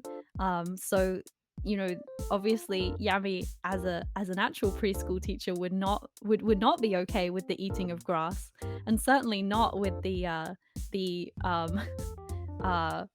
accomplishing Yeah, the of encouragement. yeah, of the eating of grass. But of course, child logic is that this is just a fun thing for a couple of friends to do, and that preschool teacher Yami has a smile because of course he has a smile and he's not concerned about the grass eating Not at at all. all, not at all. Yeah. So despite being a very scribble picture, I put a lot of thought into the details of this one. Yeah, it's wonderful in its simplicity, but also, like you said, the thought put behind it while still appearing very simple, and that's what makes Mm. it feel so genuine, really. I'm glad you think so. So, one thing that came up in our chat when we spoke earlier this week is you said that you feel the year 2003 was the best year ever. And I was expecting to have that conversation tonight. What I didn't Mm. expect was that in the folder of art that you sent me earlier, that you included this graphic. You know that famous picture of the character, I can never remember which show it is, but with the wall of photos with pins and red string, and he's like pointing at it with this like crazed look on his face. Yeah, the sort of conspiracy theorist board. That's me all the time. Like I always go way too deep and create like infographics and yeah, this is one such example of that happening. Um, this actually wasn't made recently. It wasn't made in relation to our conversation earlier That this just week. makes it better, the fact that you had this at the ready. This was made, I think it was made early 2020. Because I was trying to explain to somebody that 2003 was the best year ever, and I decided that I really needed to like create a graphic that just contained all of the reasons. Um, so yeah. I guess This is going it. from the let's start with the upper left corner. Yeah. There's the one with the 5 characters and the sky and the clouds. That's an anime that I have not seen, but I Oh. know a fair bit about, and I know is very popular. If you could introduce Mhm. that one for us. Oh yeah, that's Cardcaptor Sakura, also known as Cardcaptors in the West. Um, and while it says 2003, Cardcaptors is pre 2003, but the idea of this graphic is stuff that existed in 2003, stuff Yeah. that I was actively consuming in 2003. And so Cardcaptors had already very much secured a place in my heart by this point. I had the movie on VHS, which I watched over and over and over again, as kids tend to do. It just an outstanding show, partly because of the I would say partly because of the gender balance in the show. I know the Western release had Shaoran take more of a main character role than he does in the Japanese one, but the fact that the main character was a girl and then the secondary main character was this boy, it felt very very balanced, unlike a lot of other action shows of the time. Yeah, Um, that even ones like Sailor Moon, that is a all-female cast, or, yeah, as statistically more are all-male cast, that you had yeah. a better split here, like you said. Yes. Yeah, and they also had this, like, sort of relationship where they're, like, rivals, but they kind of become friends. Shaoran ends up taking once Shaoran accepts that Sakura is the card captor, he takes on a much more, like, protective and supportive role of her, which I think is lovely and wonderful. So it's just a show that I'm very glad that I had in my childhood, Mhm. in my many influences, 'cause I think it's a very good show. And the one above it, if memory serves, it's another show I didn't watch. I believe this is a Disney Channel series called Brace Face? No, so that is the Sabrina the Teenage Witch animated series. Okay. Okay.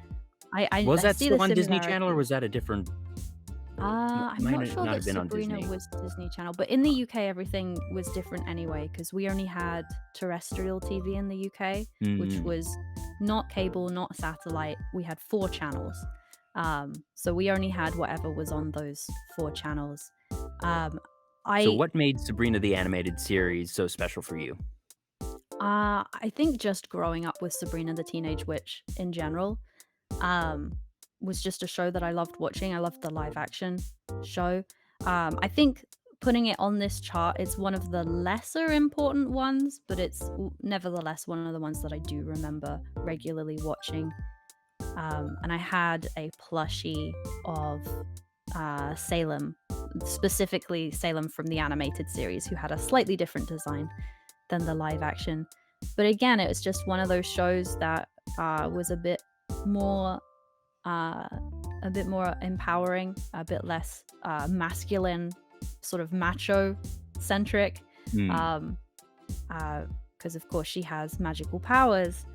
Um, I guess I like shows. I like shows that are about as much. I like shows that mix action with sort of interpersonal situations. Because I'm a very social person. I've always cared a lot about my friends and about having good relationships with people.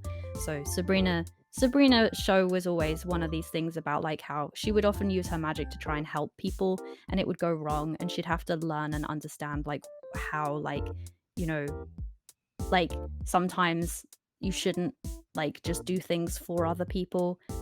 Sometimes you can do more harm than good by helping people in certain ways. Like you got to be you got to be more of a support and encouraging figure in their life rather than a doing it for them with Yeah. magic in her case kind of thing.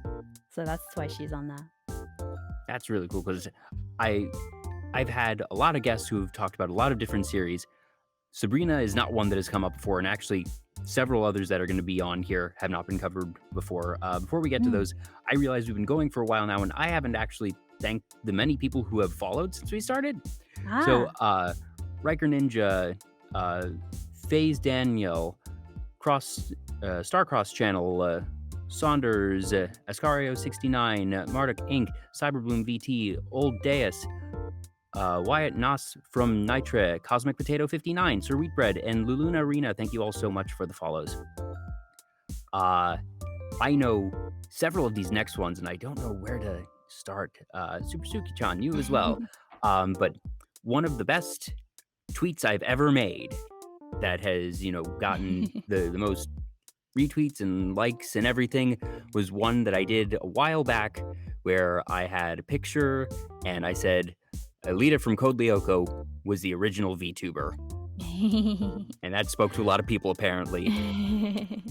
So Code Lyoko was Lyoko. so amazing. It was so good. Oh, I Just- love that show so much.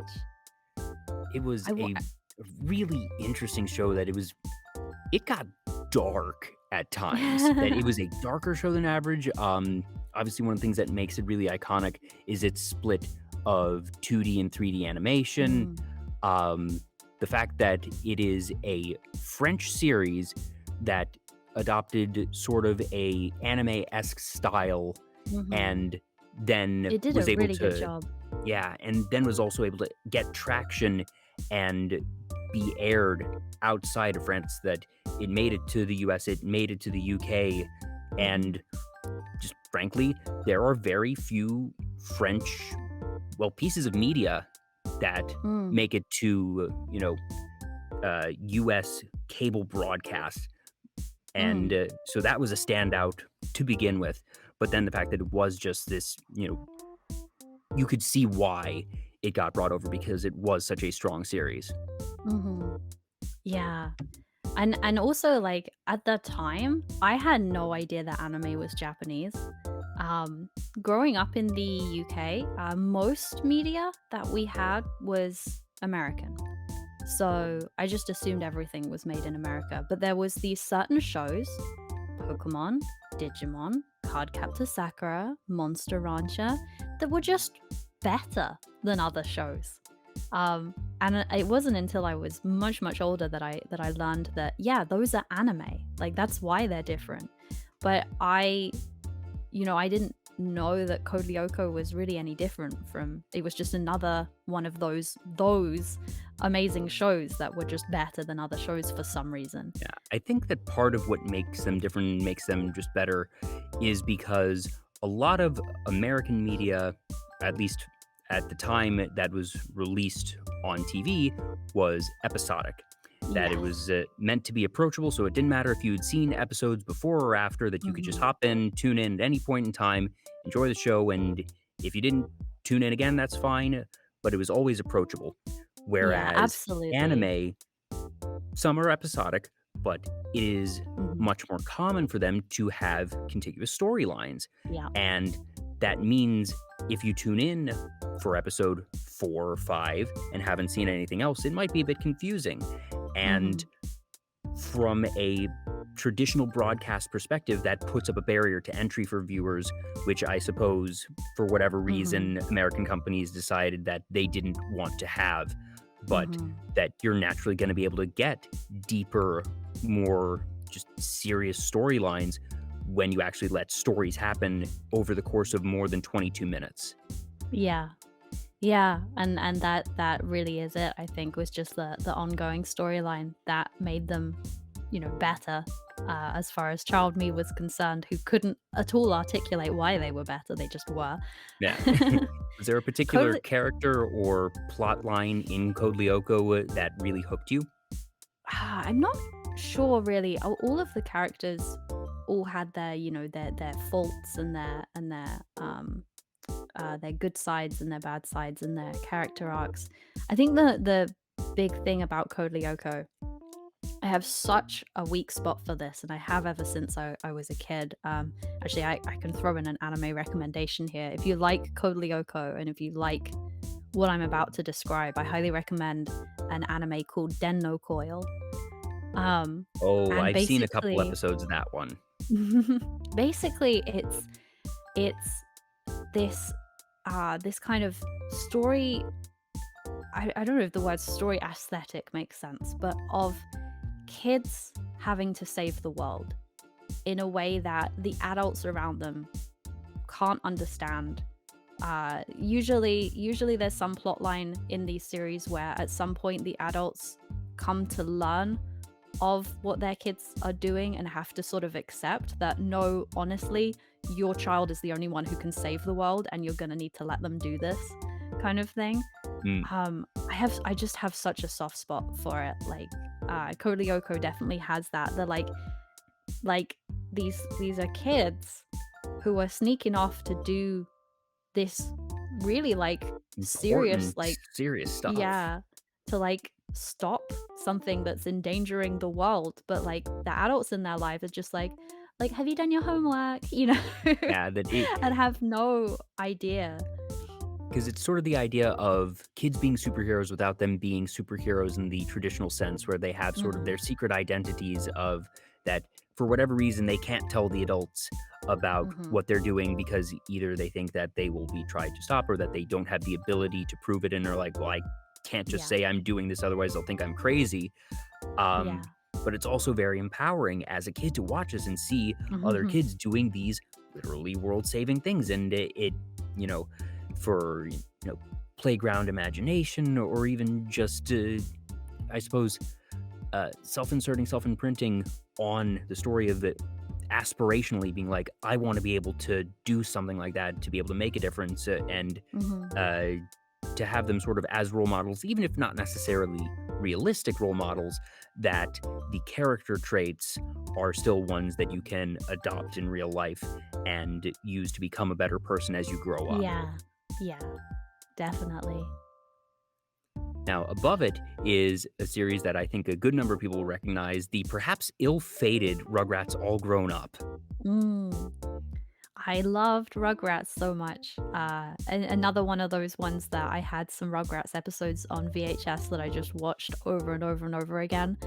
But I guess I was probably about the perfect age because All Grown Up came out at around a time where you're at that point in childhood where you start feeling that you are grown up, and of course you're You're absolutely not. not, but it Um, yeah, just you're those not teenage even. years and where you might Mhm, be outgrowing the original mhm. Rugrats, and, Yeah. it was a very tactical type of thing that obviously at any given point in time, there's always going to be some group of kids who are at the right age, at the right time for certain pieces of media. and I take that you were in that right place at that right time. Yeah, so it was very cool to have these characters that I had watched so much in my childhood grow up with me in that way. Yeah. So it was great in that way to still enjoy their company in my life, in the All Grown Up series. Yeah, and if memory serves, they were able to retain most of the same voice talent for it, so that in those cases that it still sounded like, and that it felt natural, and that the personalities of these characters felt like logical extrapolations of their baby forms. Yeah. I think I don't know if I'm misremembering because obviously Dill is in All Grown Up. But doesn't Am I actually speak in remembering? the Yeah, originals but he doesn't. But am I because remembering he's correctly? He doesn't speak in All Grown Up really either. I don't he know if speaks a I'm fair bit. misremembering. He speaks a fair bit. He That does. he So we finally, definitely takes that sort of slightly annoying, defiant younger brother to Tommy. yeah, we finally get to know Dill Yeah, what's going on as a in person. the baby of the baby's head. Yeah. And just like little details like Tommy takes up a hobby in like filming, like photography and That's filming. right. Yeah, that It's was just sort of an underlying, recurring part of his character that, while still being a piece of American media, that All Grown Up didn't have necessarily a linear story like Code Lyoko did, but it had more episode to episode retention, I feel, and consistency of the characters' aspirations or things that they were doing and their growth, even if it was not necessarily a episode to episode thing, but that there were more underlying threads than average. yeah. Did you ever see yourself as a particular member of the cast, or was it just a more all-encompassing thing for you? I guess sometimes I saw myself as Tommy. I definitely had moments of seeing myself as Angelica, or rather, I think I wanted what Angelica had. There was this one episode of Rugrats that I had on my VHS collections where she runs away from home and she has this little toy electric car that she drives to Tommy's house. And I was just like, I want a toy electric car that I can actually drive. Like I used to just yeah, I liked all the stuff that she had.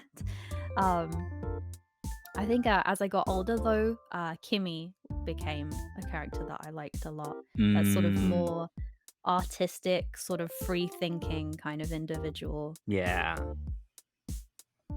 Yeah, it was a good series. It only had, I think, 2, possibly 3 seasons before it eventually got canceled. It just, it didn't, for whatever reason, hit quite as well as the original, but it was a special thing, and I'm glad that it existed, and I'm glad that you sort of brought it up because it's another one of those things that I haven't thought about in a while. Mm. Now, the next I one, have that effect on people. goodness, like, several of the things in this graphic we've already covered, so we'll be able to sort of pass over them, but like, we're going to get through probably half of the show tonight on all this, but I think it's still so cool because everything on here is important to you because, like you said, Yes. you feel that 2003 was a really special time. So I hope you It's don't the mind fact us that sort of like going into each of Oh these different yeah. things that I'm having a Oh, I blast. I hope love it. you are. I'm very happy to. It was just yeah, it's just the fact that so many of these things that so strongly influenced me, I suddenly realized just happened to like all congregate around this one particular year that either it came out in this year or it had come out in the few years prior. And Yeah. it's like, wow, that's the year. Now, before we get to Lilo and Stitch, the one beneath it I do not recognize. It looks like it's an anime, but I'm not sure. What is So this? that one is Digimon Tamers. Oh, okay. That explains it because I just did not really get into Digimon, and I think that's partially a function of the fact that it was it aired on channels that I didn't usually watch. That it was on like it wasn't on Cartoon Network or Nickelodeon, which is usually where I tune into shows, and it was on I'm not sure if it was a public broadcast channel that I just didn't really tune into, or maybe it was one of those that it aired at awkward times for where I lived, but just I never got into it, not out of necessary disinterest, because I was very aware of it. Being into Pokemon, you Mhm. usually at least hear about Digimon, but it wasn't even that I encountered it and didn't like it, but just I never had that touch point with it other than Mm. hearing the name. I loved Digimon so much. Probably I loved it more than Pokemon. It's just that Pokemon was more accessible. Like when it came to like Pokemon, there were the games, there was the anime, there was so much merch, there was the card game. Yeah. Digimon did have a card game. No one else but me It that has a I was rebooted aware card of. game now. Yes.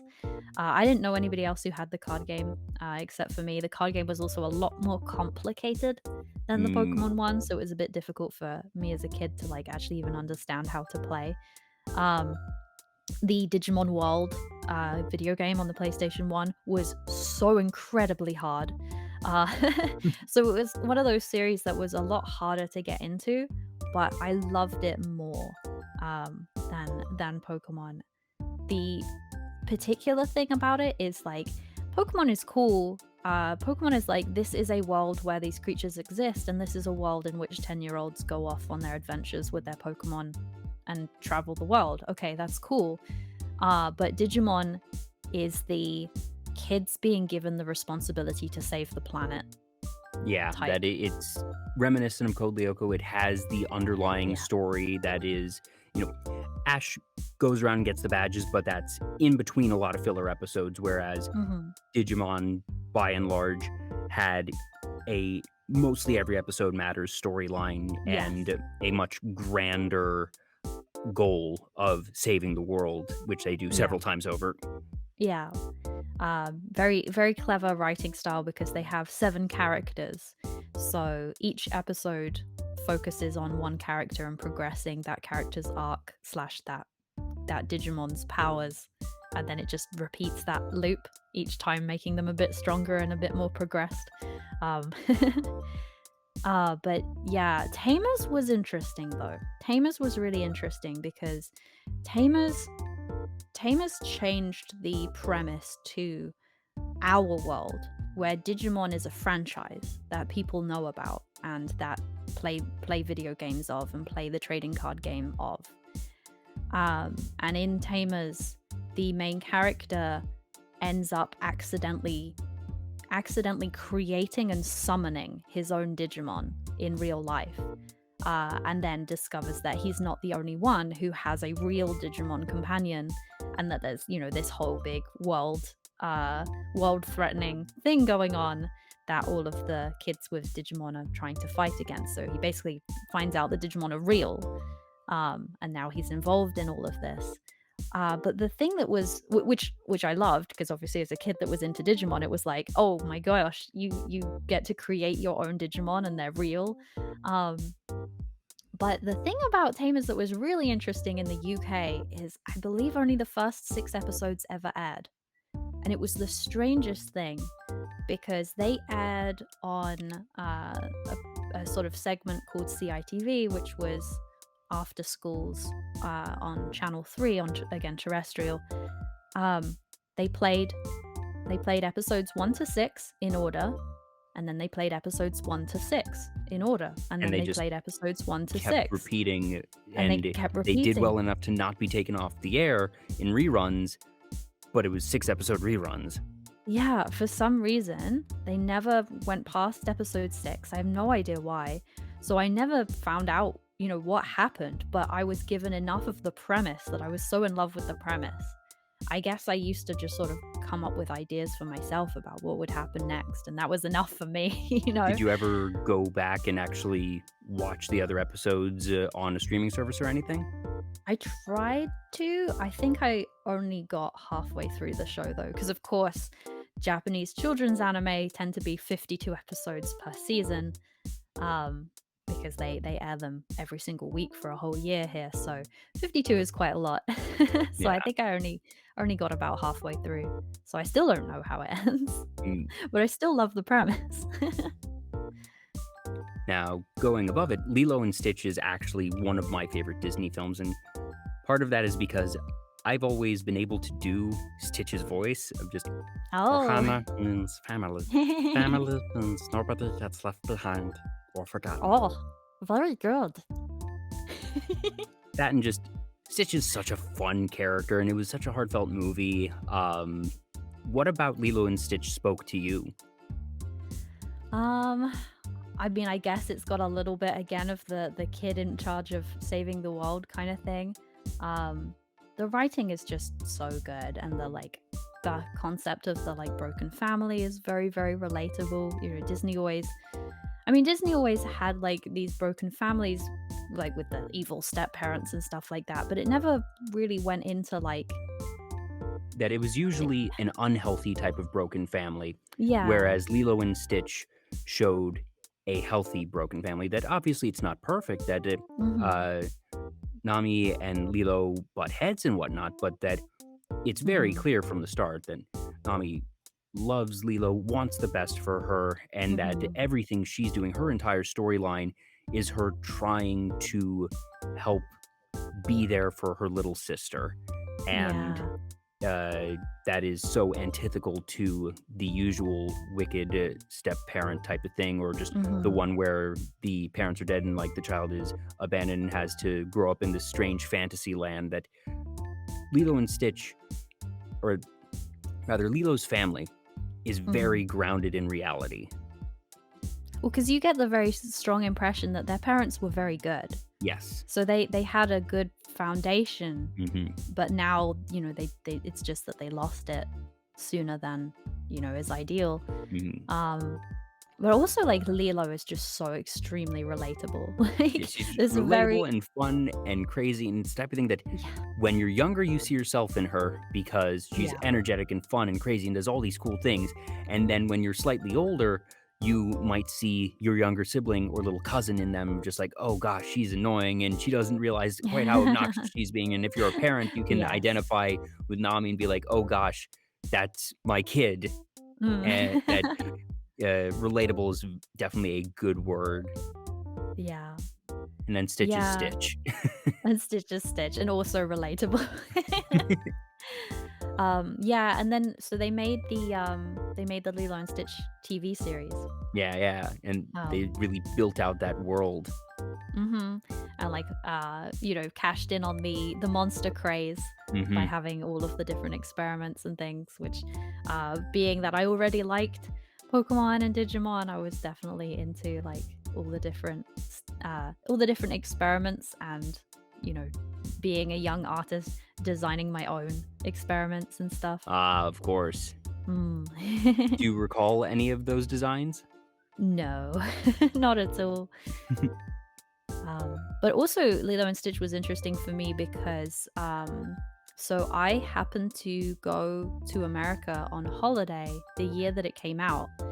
So whilst we were in America, we went to see it at the cinema. And I had never heard of this movie before because the thing about, especially back then, movies would come out in the UK months after they came out in the US. So they hadn't even begun advertising this movie's existence in the UK yet. So we went to America, and suddenly there's this amazing looking movie about a very relatable little girl and her alien monster friend. And I'm like, hello, what is this? I must know. So we watched it at the cinema, and I immediately fell in love. Immediately spent all of my holiday money on merch. Um, so I had a little plushy talking Stitch that you could interact with by talking. So if you say like Ohana, it will say Ohana means family and all of that back to you. Aw, Um, I like that type of toy was a craze unto its own, and I think it mm, still mostly exists today. I don't really keep up with, yeah, yeah, I think children's toy so. releases, but, that was definitely, at least when I was younger, its whole market segment of those interactable types of stuffed animals. Mm. Oh, Kezi just put a comment in chat that I really like. She says, I used to play demos of games so much or watch a few episodes of a show I had on VHS over and over, have dreams where my brain extrapolates the plot from the premise. That yeah, I feel that so much. Like that's how I felt with Digimon Tamers, just watching those 6 episodes over and over and over again, and that being enough for my imagination. I forgot to mention Yeah. earlier as well with Spyro. At first, with Spyro the Dragon, all I had was the first couple of levels on a demo disc, on a PS1 demo disc, and I just Mm. play it over and over and over again. There's something so fantastic about when the world was simpler back then, and you just had what you had, however limited it was, Yep, and and if you just had demos, you would play those demos you into would the ground, and you would yep. just explore those demos as much as you could, and just Mm. try and find all the little secrets, and like you said, at some point, "Alright, if I've gone through everything there is on the demo and I'm not gonna get the full game, fine, I'll do it myself, I'll make up the story myself," and, you Yep.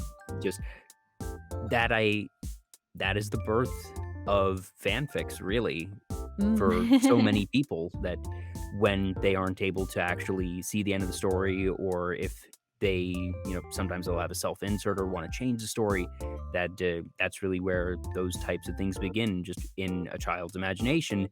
And then as the years go on, they start to have to, hey, I could, put this to paper, or, type it up and post it Yeah. and share it, and be able to really create something here. And that is where a lot of people really get their starts as content creators.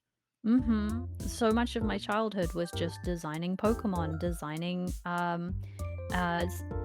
Lilo and Stitch experiments, designing Spyro levels, like just designing fan creations for all of the things that I loved because I wanted more of them. Mhm. Now, the next two we've already discussed, Kingdom Hearts and Animal Crossing, but what is Yeah. the next one? The one, it's something on a TV, and I can't quite tell what it is from this image. So you are looking at an image of Pikachu watching a Wobbuffet on TV. Oh, is that This so? Pikachu TV. this was a GameCube game called Pokemon Channel, Oh, Pokemon Channel. Yes. and it is one of the greatest Pokemon games. Now, I've played every Pokemon generation. I Mhm. never played Pokemon Channel. It's so good. It's like to think that back then they made a game like this, which these days has finally become an accepted sort of genre of game. They're like games that don't really have a purpose. There's no action, there's no platforming, there's no real end goal. It is a slice of life game. It is a very slice of life game in which you live in a house in the Pokemon world, and a wild Pikachu just sort of invites itself into your house and starts befriending you. And you somehow Professor Oak, and he asks if you would be willing to do an experiment with him. He wants to know how Pokemon interact with and understand television. So he sends you a TV, and the concept of the game is you watch TV with Pikachu. And it's got so much detail to this game because Pikachu reacts differently to different shows. Sometimes Pikachu changes the channel himself. He's like, "We're done watching this now." And I remember getting into fights with Pikachu where he would change the channel and I'd change it back and be like, "No, we're watching this." And he'd change the channel again and I'd be like, "No." And he turns to face you and he like makes this expression of like he makes this smug expression like, "I'm winding you up, aren't I? I'm gonna keep doing it." um, there was shopping channels and you could order stuff that would actually be shipped to your house in the game. So like furniture, Pokemon plushies that you could fill your house with. There were collectible trading cards that you could get in the game. There was even a little it was based on a real life device called the Pokemon Mini, I think, which was like a little Tamagotchi sized sort of gaming device with some very simple games on it. You could get that in the game and games for it and play it if you wanted to. And if that wasn't enough, you could go outside as well. You could go outside with Pikachu and go and interact with wild Pokemon and do some gardening and stuff like that. And it was just the best thing. Because it was literally, the game was like, here's your portal to actually live in the Pokemon world. Like, none of this RPG top down, watching a sprite walk around, defeat all 8 gym leaders, become the champion. Like, no, just living in the Pokemon world. It was just so wonderful. That's really cool. That like I said, I've played all the mainline Pokemon games, and even some of the spin-offs, but never actually got Channel.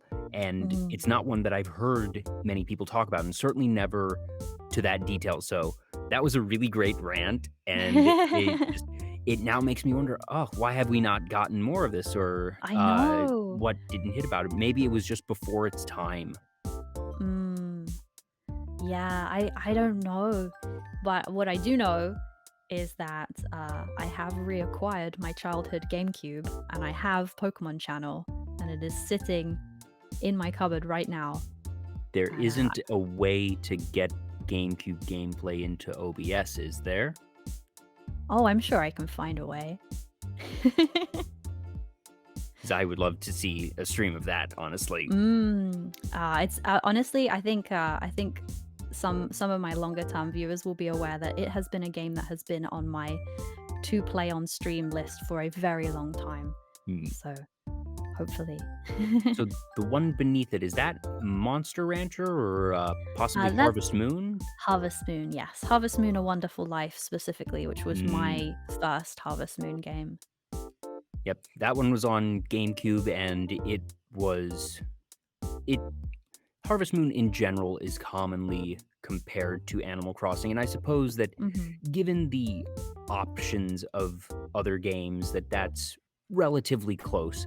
But goodness, Harvest Moon is very different from Animal Crossing. Oh yeah. Oh yeah. So Harvest Moon was a game where once a week my mum would take me to her friend's house who had a kid who was around the same age as me.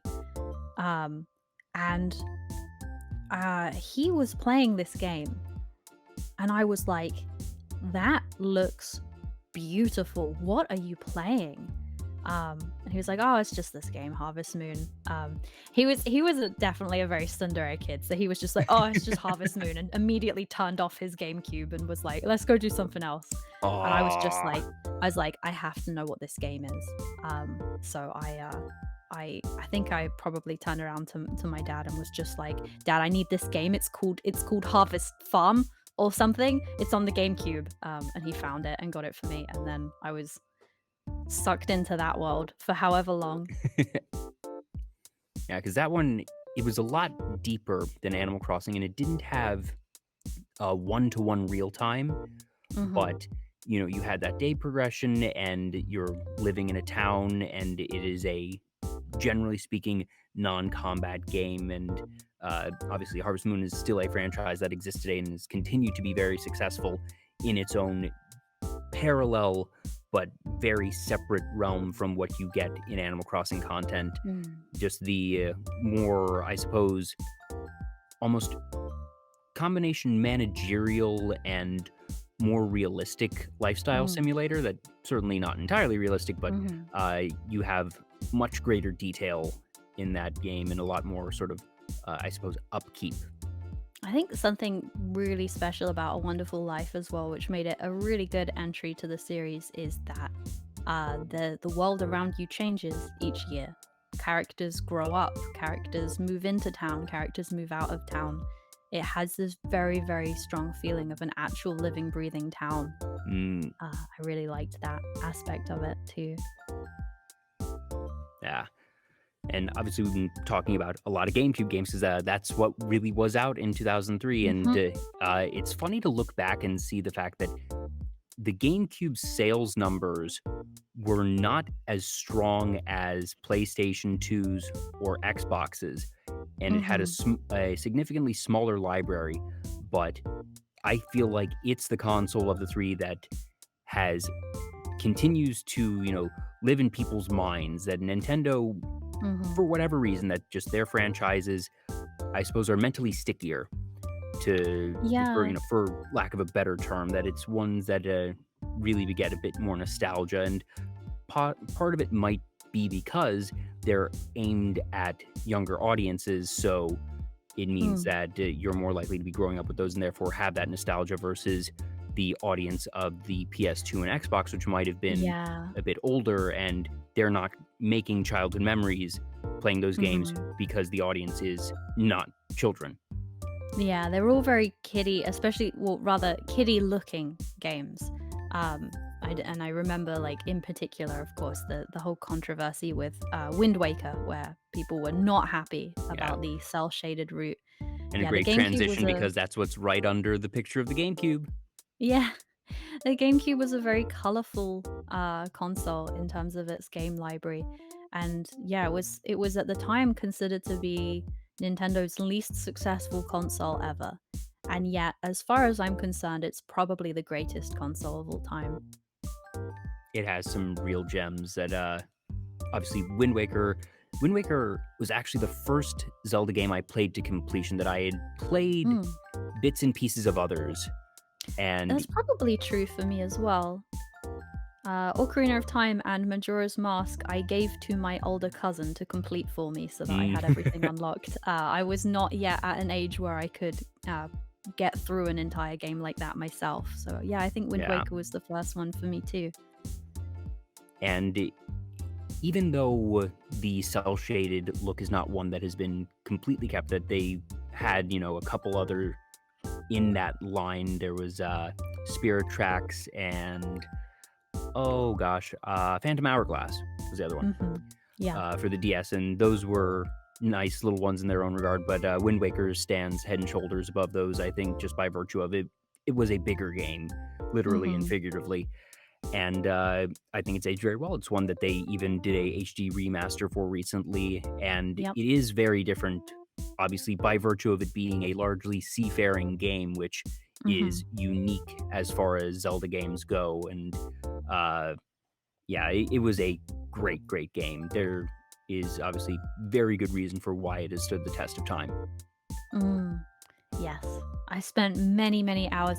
It's the thing I think that most people complain about the game in terms of how it's aged is that the seafaring parts of the game are the worst. But A little bit I have monotonous at times, but I have so many memories of just I cleared the entire I filled in the entire map yep, in that I game. I I did that as spent well. That I many, would many go to hours just every sailing. square, make sure that you have the bait so you can throw it to the fish thing so it can fill in the map and explore all those different islands. Something I really loved doing as a kid that I still really want to do, but I find it hard to find modern games that really allow for this, was I used to really enjoy putting on a game and then not playing it, just like drawing whilst the game was running. And most of the GameCube games allow for that. Like Pokemon Channel, I'd put something on, Pikachu would be watching it with me, and I'd be drawing. Animal Crossing, you just go visit your friend, sit on their your favorite villager friend, sit on their sofa, and then I'd do some drawing. And Wind Waker was kind of like that. I would set I'd set the wind direction to an island on the other side of the map, set sail, and then just chill out whilst my boat sailed along. And I really, really enjoyed those kind of like, I don't really know how to call it, like passive playing the game. Yeah, just passive or sort of scenic. Mm. Yeah, that's definitely something that you can get in Wind Waker, and part of that, I suppose, is the fact that you don't need to be actively pushing the control stick to be moving like you are normally, that you can just, like you said, set the wind direction and you will just be carried along, and you can then actually have that sort of scenic route and actually go past all the different things, possibly get caught up in a storm along the way. Well, that's the really important thing to me is like passive play, but things still need to happen. Um, so like, watching TV with Pikachu and doing some drawing, and then Pikachu suddenly turns off the TV and is like, I want to go outside. And I'm like, oh, okay. And I put down my drawing and pick up my controller. And the same in Wind Waker is like, I'm sailing to some location on the other side of the map, and then all of a sudden, the seagulls start gathering around your ship, which uh, many people might be aware is the sign that a Octorok is nearby. Yeah. What were they called? The Mega Octoroks or whatever they were called. Um, and all of a sudden you're sucked into a whirlpool and you've got to do this boss fight, and it's like, oh, quick, grab the controller. And I enjoyed part of the passive gameplay of these games that I enjoyed was the fact that things would happen, that you would have to suddenly grab your controller and get back into the game. Because otherwise it's like nothing's happening, right? So Yeah. Now below it we have one of the games on the GameCube that is actually nearest and dearest to my heart, actually, and that's Sonic Adventure 2 Battle, and that is yeah. a shot of the Chow Garden where I Ciao, spent ciao, ciao. so many hours. That Sonic Adventure 2 Battle, or Sonic Adventure 2 in general, is my favorite game in the Sonic franchise, period. Even without the Chow Garden, that I just, Ooh. I liked the story. I liked all the different characters, the levels. Obviously, you know, the story's not complex or anything, but to be fair, none of the Sonic stories are complex. And just the plot felt big and fun, and I was definitely in the right age demographic at the time and enjoyed it already. But then you took what was already, in my opinion, a really good game, and one that also just had an amazing soundtrack. I'm a game music junkie. I at one point was in a orchestra that just played video game music, and Ooh. the Sonic Adventure 2 soundtrack was the first video game soundtrack that I ever physically owned. I remember I had a friend who had it, and I was like, wait a minute, you can get video game music actually on a CD? What? And it was difficult to find. I had to go to several Barnes and Nobles with my parents trying to find a copy of the CD, but I found it, and I still have the CD, the physical copy. It's not in my apartment, but it's in my childhood home, and I have the files on my computer to this day of that soundtrack because it's so good. That just See, live and learn and escape from the city, timeless in my opinion. I didn't have the soundtrack, but of course on the GameCube you could go into sound test mode. Yeah, and well, that's where it started for me because I would spend just hours listening to things on sound test, or put that on while I would be doing like homework or something, or just at times I would sit there in the living room going track by track, just listening to all of them and re-listening and finding all the different parts and harmonies. And this was even before I really got into playing music, that I just loved listening to these things over and over and over again. But then you also have the Chow Garden, which is this super adorable, I guess, pet simulator. And oh my gosh, I cried real tears when my little Chow Zack went into a gray cocoon and I turned off the GameCube so it wouldn't save. So that was traumatic. Everything you're saying at the moment, from the putting on the sound test mode and doing homework, yep, I did that. For me, I mean, City Escape is a classic and a good one, but for me, the two top songs that I would just play endlessly was the Chow Lobby song. You know, why did they go so hard on that? All of the other Chow songs are like la la la. Yeah, and then this one's just like this sort of electro funk kind of thing. Hip hop, house, techno. It was so cool. That and the Meteor Herd song was also okay, I liked that one a lot. But yeah, no, I was super into the Chow Garden. I was drawing a little comic about my Chow. They all had personalities and relationships with each other. I was super into them. I loved all of their unique little designs. And I had a lot of them, and I again used to spend my time just with the Chow Garden open, and I'd be drawing these comics. And then one day, my favorite Chow went into a cocoon, and I was like, oh wow, what's happening? Is it evolving again? And the cocoon disappeared and there was nothing there. And I cried and shook and hit the power button on my GameCube. I went back in, tried again. Actually, I have a slight, there's a slightly happy ending, bittersweet maybe, to this. So I restarted it, went back into the garden, saw it happen again. I was like, oh my God. So I turned off the power, turned it back on again, went back into the garden, ran as fast as I could to the chow, grabbed them, picked them up. I was like, whew. I put them down. They went straight into the cocoon. And I'm like, no, what do I do? I had one of the Sonic games on the Game Boy Advance. I did the same thing! And I grabbed my chow and I took it to the Game Boy Advance terminal Because they and stuck don't it in the go mini into the game. cocoons there. It was their little chow purgatory to keep them from Yeah. dying. Yep. Yep. And I didn't really play the Chow Garden much after that. Yeah, because it sort of scarred you, and like, Yeah. I don't want to keep putting in all this time. They're gonna have to disappear, and I the didn't know the they Game Boy died. Chow Garden can only hold one anyway. So if it happens again, what am I gonna do? Yep. Because Yeah. the So hoops you had to go through to get a Chaos Chow, if you didn't know exactly what you needed to do, you were not likely to fulfill those requirements. Yeah, I didn't even know about them until years later. But yeah.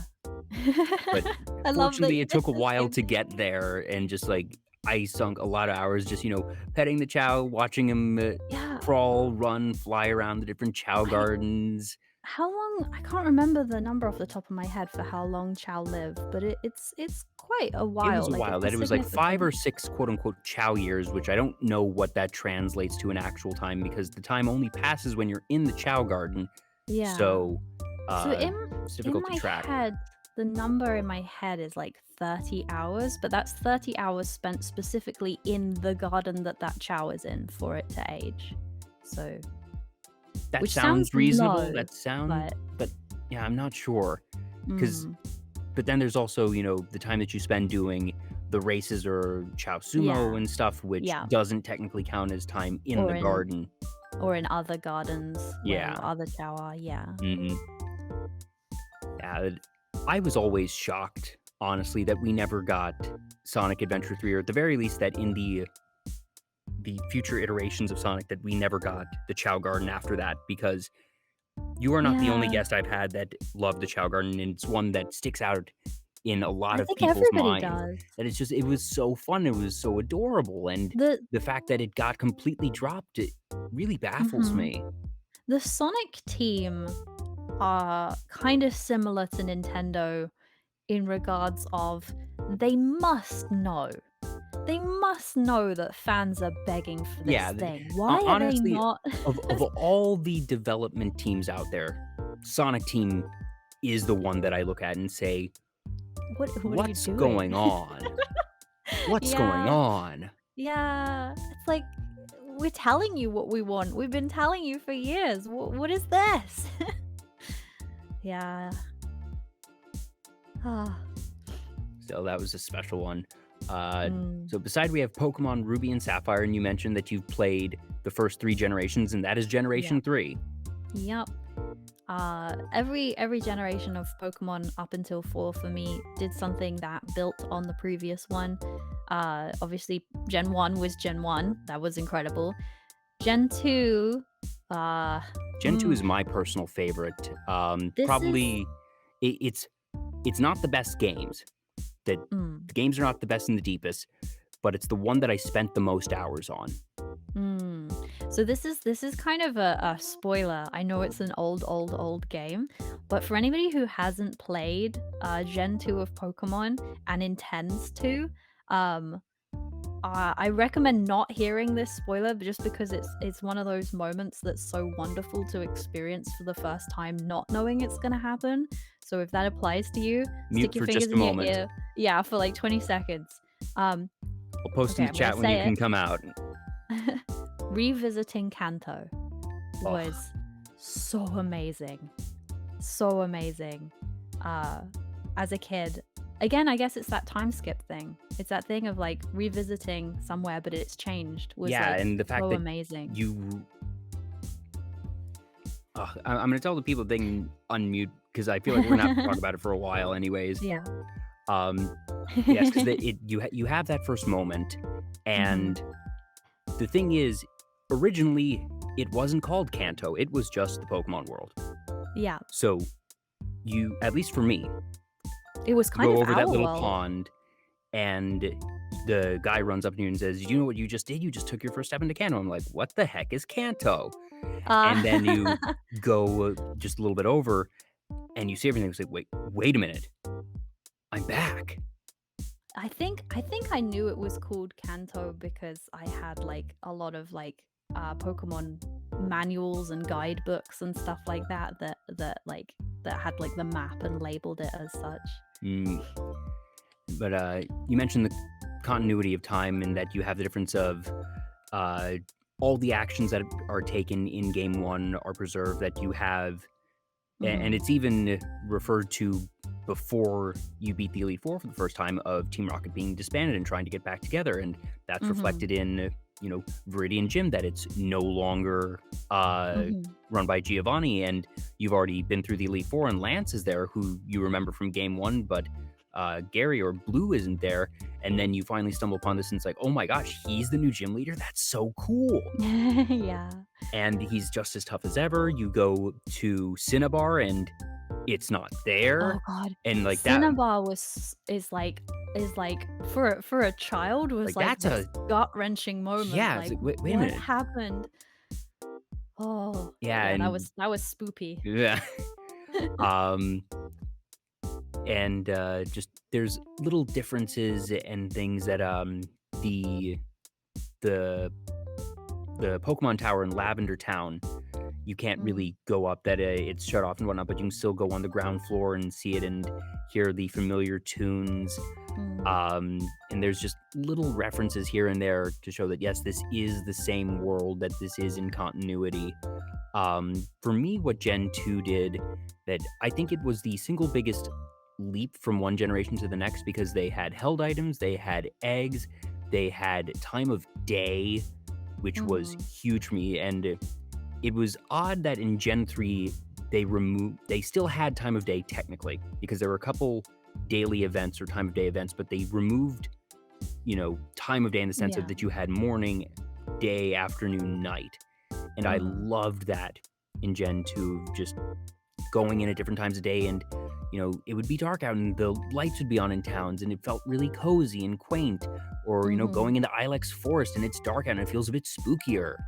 mhm, And I felt like there was a lot of different daily things to do. There was the bug catching contest, there was Runes of Alpha, and all these different pieces. And even though the combat and the actual difficulty of the game, I think, is probably one of the lowest, because, mm, the Elite Four caps out at level 50. Just yeah, everything else in the game more than made up for it for me. mhm. Something else in Gen 2 as well, my brain just did this thing where it just took my thought and threw it just out. Okay, come back thought. Um, oh no, what was it? It was such a it was a good thing. It was a good thing. You were talking about uh, times. Oh, I remembered. The first time you encounter one of the roaming legendaries oh my gosh. Yeah, and the that's a music is moment. different and you're like, "What is happening?" Yeah, I'm because you just see them run off when you go into the burnt tower, but mm, you don't fully understand at the time what's yeah, happened. It's just like, mhm, okay, there's these things, and they go off. And they do a better job of explaining it in Heart Gold and Soul Silver, because you mhm, seen be a part of it, and also for Crystal.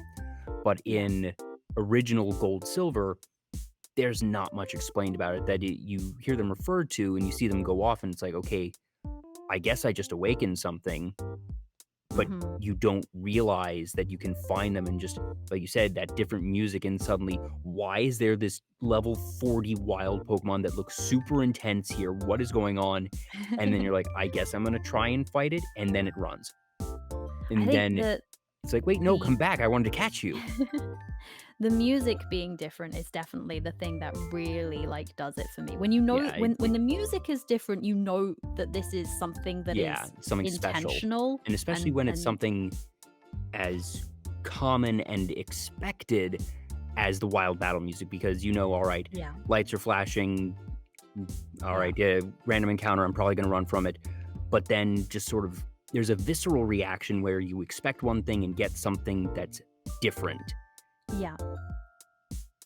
Yeah, actually, it just randomly reminded me of the uh Pokemon trading card game on the Game Boy Color, because there was I loved that as well. There was a character in that who every time you entered a card shop, there Yep. was a random chance that the character would Imanuki, I forget how to yeah, pronounce it.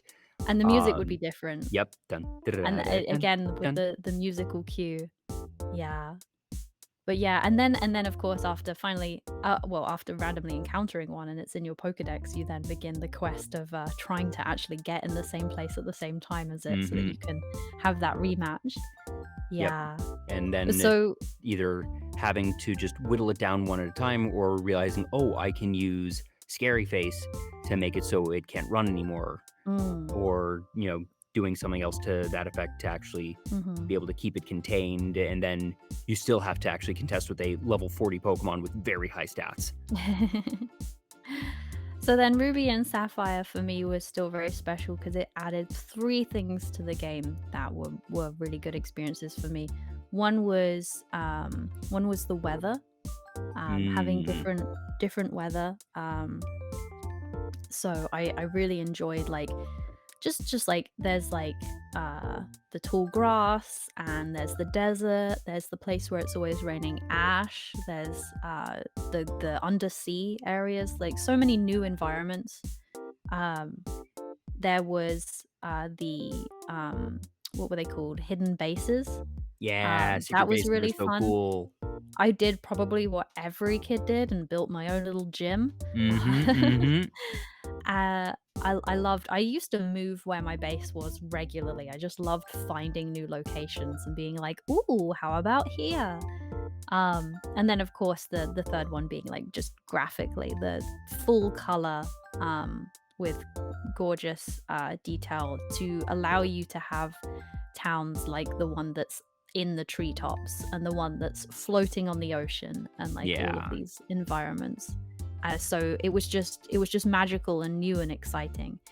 And then fourth gen was kind of just the same. Like fourth gen didn't feel like it was the fourth gen was the first gen for me where it was like, well, what's new?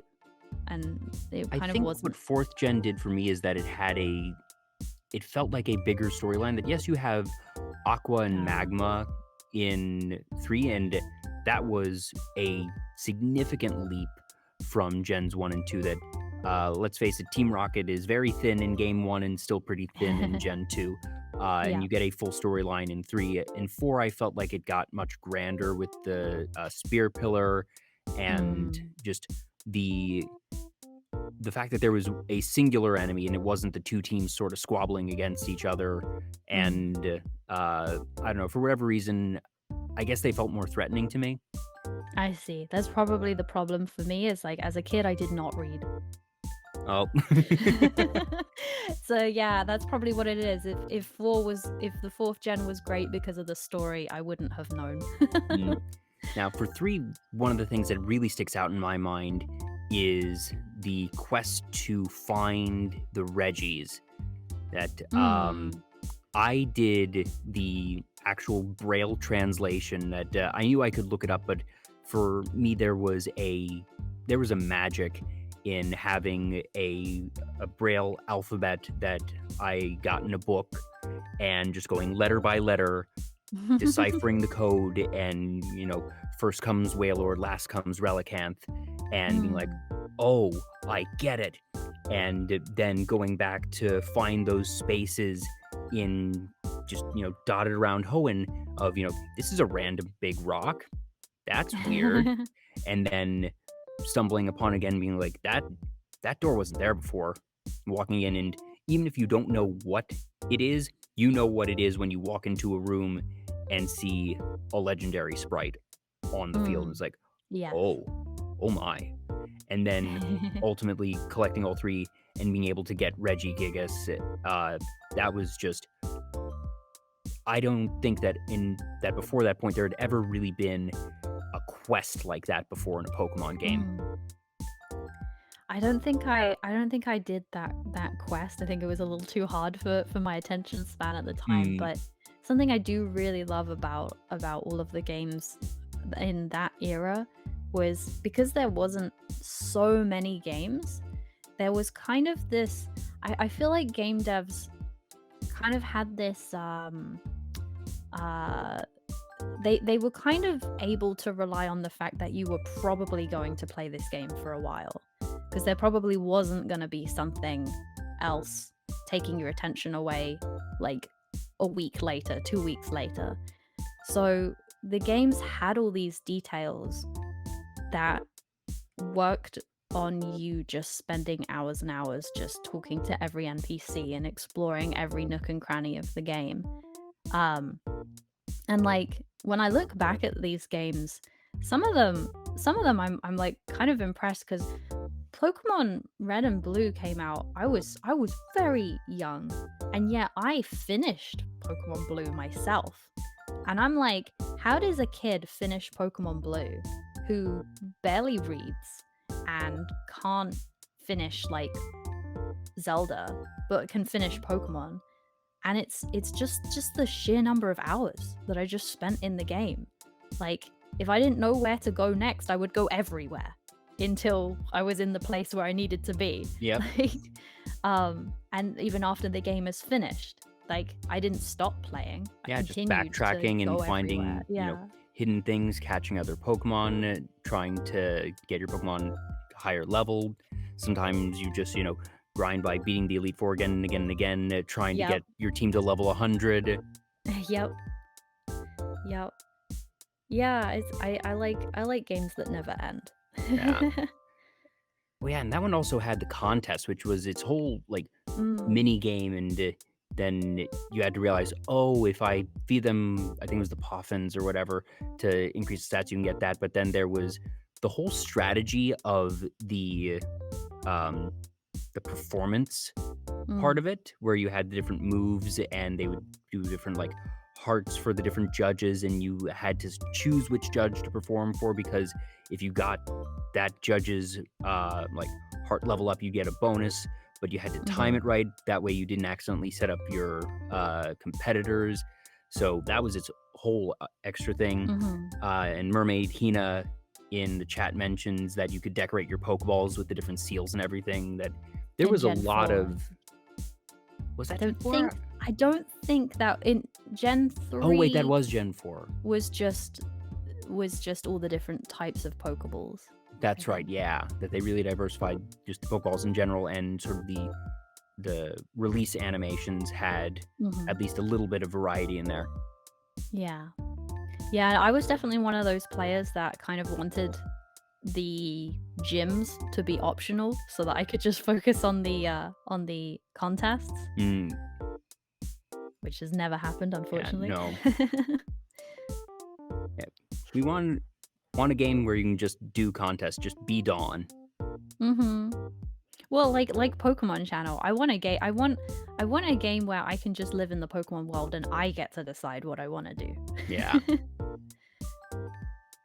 So the bottom half of this graphic, most of these are toys, so yes, I expect we won't quite get into as super deep ones as the ones from the top, but I recognize a few of these, but not all of them. That there's the little green pod thing with the button, and if memory serves, that was one of those water games where you would push the button and it would make the little rings float up, and you would try and get them.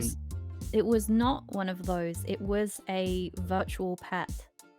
So the little character inside there has little strings attached to it that allow it to bob up and down and do little dances, and it would make little noises, and the two buttons are like on the Tamagotchi just to interact with it. Those were discontinued because of the unfortunate shape of the toy, which I disagree with. I'm enlarging things a little bit, and I'm gonna cover you up for just a moment so we can sort of see this particular one, because all right, yeah, so it is sort of floating in there, huh? So yeah, they would bounce up and down, and you could feed them and pet them with the feed and pet buttons, and they would go and dance around. I love the designs of them. They were really, really pretty. And the one beside it looks like sort of a dinosaur tank type of thing. I don't recognize it at all. So there's another virtual pet. These are there was definitely a big virtual pets craze around this time. So that was, I think they're called micro pets. Um, and so it has wheels in the bottom and it makes noises and it has a little button on the top of its head so you can pat its head Oh, and it will now I sort of remember this one. Yeah, that this wasn't a it wasn't a virtual pet in the sense of like, Pokemon Tamagotchi, but uh also along the lines of Furbies and whatnot, where it was this toy where you could interact with it, and that this one I remember like the mouth would open and close and it would talk and roar and whatnot. And you mentioned being able to pet it, that it had like a button on its head that would Mhm. count as petting it, and this was sort of the quote unquote boys version of a lot of these other pets that were fluffier, because Yeah, boys so don't like fluffy things and it has to be robotic and masculine. micro Micro Pets had a series that were based on normal animals, like kittens and puppies and things like that. But yeah, they had like a more boy-focused, like monster version. Yeah. Uh, which I don't I was I was talking earlier about Cardcaptor being like balanced with this feminine protagonist and this masculine support character. Hmm. I was kind of a very mixed kid because there were some things, like the fact that I saw Harvest Moon and was like, "Oh, it's beautiful. I love it." And I'm playing like pet raising games like Chow, which could be considered to be, well, baby raising stuff is usually targeted at young girls. And then I've got this aqua pets, and the one in the picture there is in fact one that I own. It's got flowers on its head. It's like a little flower sprite thing. So I have all these girly things, and you can also see that there's My Little Pony on this page as well. And then given the choice between a little robotic kitten pet toy or a little dinosaur pet toy, I picked the dinosaur. Like, so there were some things that I would be like, I want the boys version, and there were some things that I'd be like, oh, it's so cute, I want the girl one. Like, it's always very mixed between the two. Speaking of virtual pets, right below it, you have one of the most iconic, really sort of virtual pets and franchises, Neopets, which is a site that I spent many hours on. That Yes. if I wasn't playing video games, I was playing Flash games online. Just Newgrounds, FlashGames.com, and Neopets were my main three. And I didn't actually raise the pets much. I remembered I loved the Kachiks, that they were super adorable little, like, sort of cat type things. You had the dailies of, collecting your slice of the great omelet, going to the Mm. Tiki Tac Tombola Shack and doing the little lotto there, the Wheel of Fortune, and all those other fun little freebies, and then just Mhm. playing games and getting scores. And you could only get your Neo points paid out 3 times a day from each game. So you had to decide, all right, did I get a high enough score to cash out my points on Yes. this one? Yep. Absolutely. And also collecting items and displaying them in your shop. I did And not do that. ah. For whatever reason, that aspect of it just didn't appeal to me. I would go around and look at other people's shops and be like, wow, I wonder how much time Mm. they had to spend to do that. Because, like, I spend a fair bit of time, but I could not imagine doing that. Or maybe it was because they had bought Neo points. And, like, I remember seeing paintbrushes and being like, there's no way I will ever be able to actually afford one of those things. Yeah. I never did get a paintbrush, but something that makes Neopets have an extra special place in my life for me is that I learned HTML by myself so that I Oh. could decorate my shop page and my pet pages. Because so you would go to these shop pages and see how beautiful they were and be like, whoa, how do I do that? And Neopets had a little very very simple HTML tutorial on the site. So I would read through the tutorial, test things, see if it worked, come back, read the tutorial again, and just back and forth, um, working on my pet page. And then finding, some people had pages that were specifically for sharing materials for other people to use on their pages. So like MIDI tracks for the music and background images and little GIFs and images and stuff like that. So I would go find those and find ones that I liked and set them up. And what this basically meant was that I was, at that point in my life, a It was web 10-year-old. design 101. Yep, I was a 10-year-old who had a solid knowledge of HTML, which was very significant in the directions that took me in the following years of my life, because no other kid knew how to do HTML. Even most of the adults in my life didn't know how to do HTML. Like that was my special skill. That's really interesting because, like I said, I didn't get into the shop stuff that I, browse shops every so often. But for me, mostly it was a game site. That was the primary thing. That and just, feeding the Neopets and collecting the little freebies that I could get. But I didn't know that there was actually an HTML tutorial in there, and that because I saw a couple of shops that had the special backgrounds or the GIFs or the background music, and I intuitively knew, okay, there has to be some customization stuff and probably some programming stuff, but I didn't realize that they had that type of educational content hosted on the site. Yeah, it was really hard to find because I think you had to go to the page that talked about pet pages. Not pet pets, sorry, pet pages. Pet pets was something else.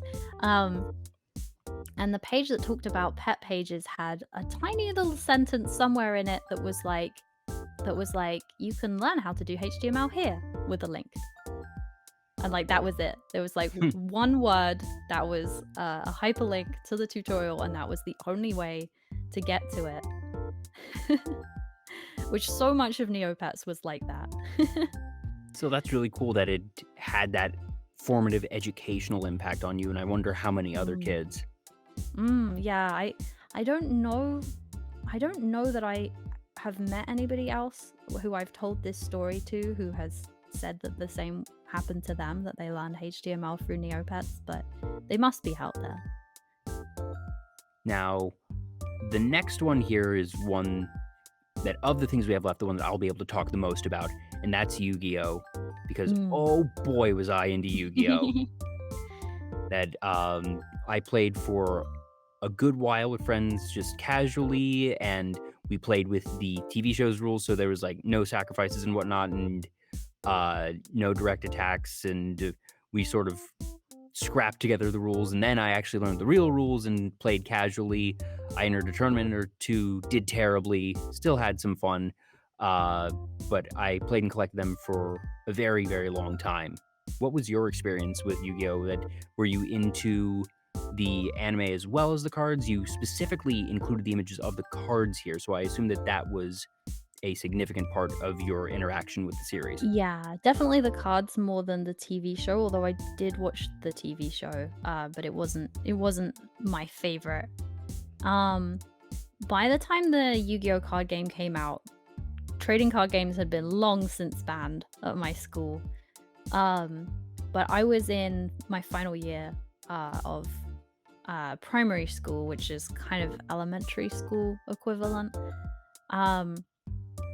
And we didn't have anything like student council or anything like that, but if there had been, I probably would have been student council president, because I had this relationship of trust with the teachers where I would negotiate things for the students, and the teachers would entrust me with making sure that all of the students understood that they would only be able to have this privilege so long as they followed certain rules.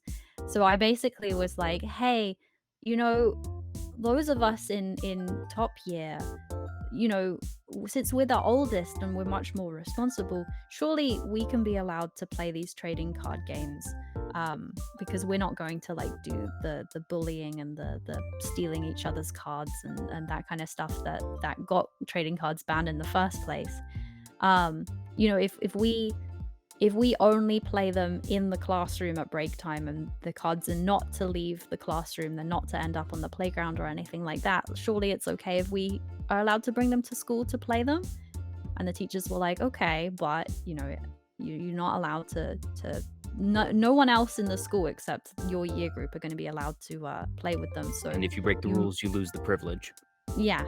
You mustn't flaunt this privilege in the other kids' faces, and you mustn't bring the cards out to the playground and stuff like that.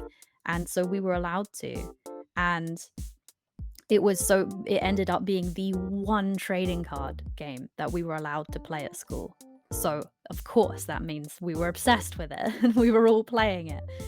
So while it wasn't my favorite, the fact that it was the one that we were allowed to play meant that I spent a lot of time playing it. Did you have any favorite cards or sort of strategies or play styles? Nope. I'm not even sure that we knew how to play the game, to be honest. I think we spent a lot of we knew the basic, like there's a number and another number and you subtract, and if it's Whoever close has to that, higher then number wins. yeah, we knew like some basics like that and some basics picked up from the TV show. But for the most part, I think it was mostly just us being like, I summon Blue Eyes White Dragon. Oh, like Yeah. it's just having fun. Mhm. But I did like collecting cards that had pretty artwork on them. So I would trade. I didn't care that this card had like high numbers on it. Your card has nice artwork. I will trade with you. So I still have like a collection of just cards with really nice artwork on them that I had for the sole reason of it has nice art on it. So a bunch of fairy characters and stuff. No surprises there. So the one above it, that's Bionicle, and Yes. that is not the first wave of Bionicle. That is, I'm blanking on what their name was, but they were an antagonistic type of character. Did you include that particular style for a reason? Yeah, so I had all the Bionicles because my dad is a big Lego nerd. So he was like, "Oh, like you're having these," which meant he was having them with the excuse that they were for me. But they were okay. They were cool. I thought they were cool and interesting, but it wasn't until I think it was Series 2 antagonists that these ones were something about their design. I was like, I love these. They can roll up into a ball. Yeah, that and they roll can be around. balls, and you could like make them. They sort of had a pecking action type of thing. Yes, they had the pecking, and then they had the pilot, I guess. Yeah, of the mini little masks inside them. Well, theirs were not masks because they had these little slugs. Yeah, that they were So like parasite type things. Yeah, the antagonists were these little slug things operating these sort of mechs, and I was like, it's just the fact that they had like all these really interesting things to them. Yeah. I meant never that really there got was- into Bionicle lore, and this wave of them was about where I stopped. But wave 1 and wave 2 definitely occupy special memories for me of just, doing little fights with friends, and like my friends and I, we would have the ones where they would like the original wave 1 where you would have them like the swinging axes or swords and be all right, whoever knocks off the mask of the other person's Bionicle wins and stuff. I never even thought to play with them that way. That makes sense. I used to just sort of because I don't have any brothers or sisters, so all of my playing activity just involved coming up with stories for all the characters. So the rest of these toys at the bottom, with the exception of Tamagotchis at the end, I don't recognize. So take me through these. What's this little blue and white robot? So the little blue and white thing is called a badget, and it is literally just a badge press.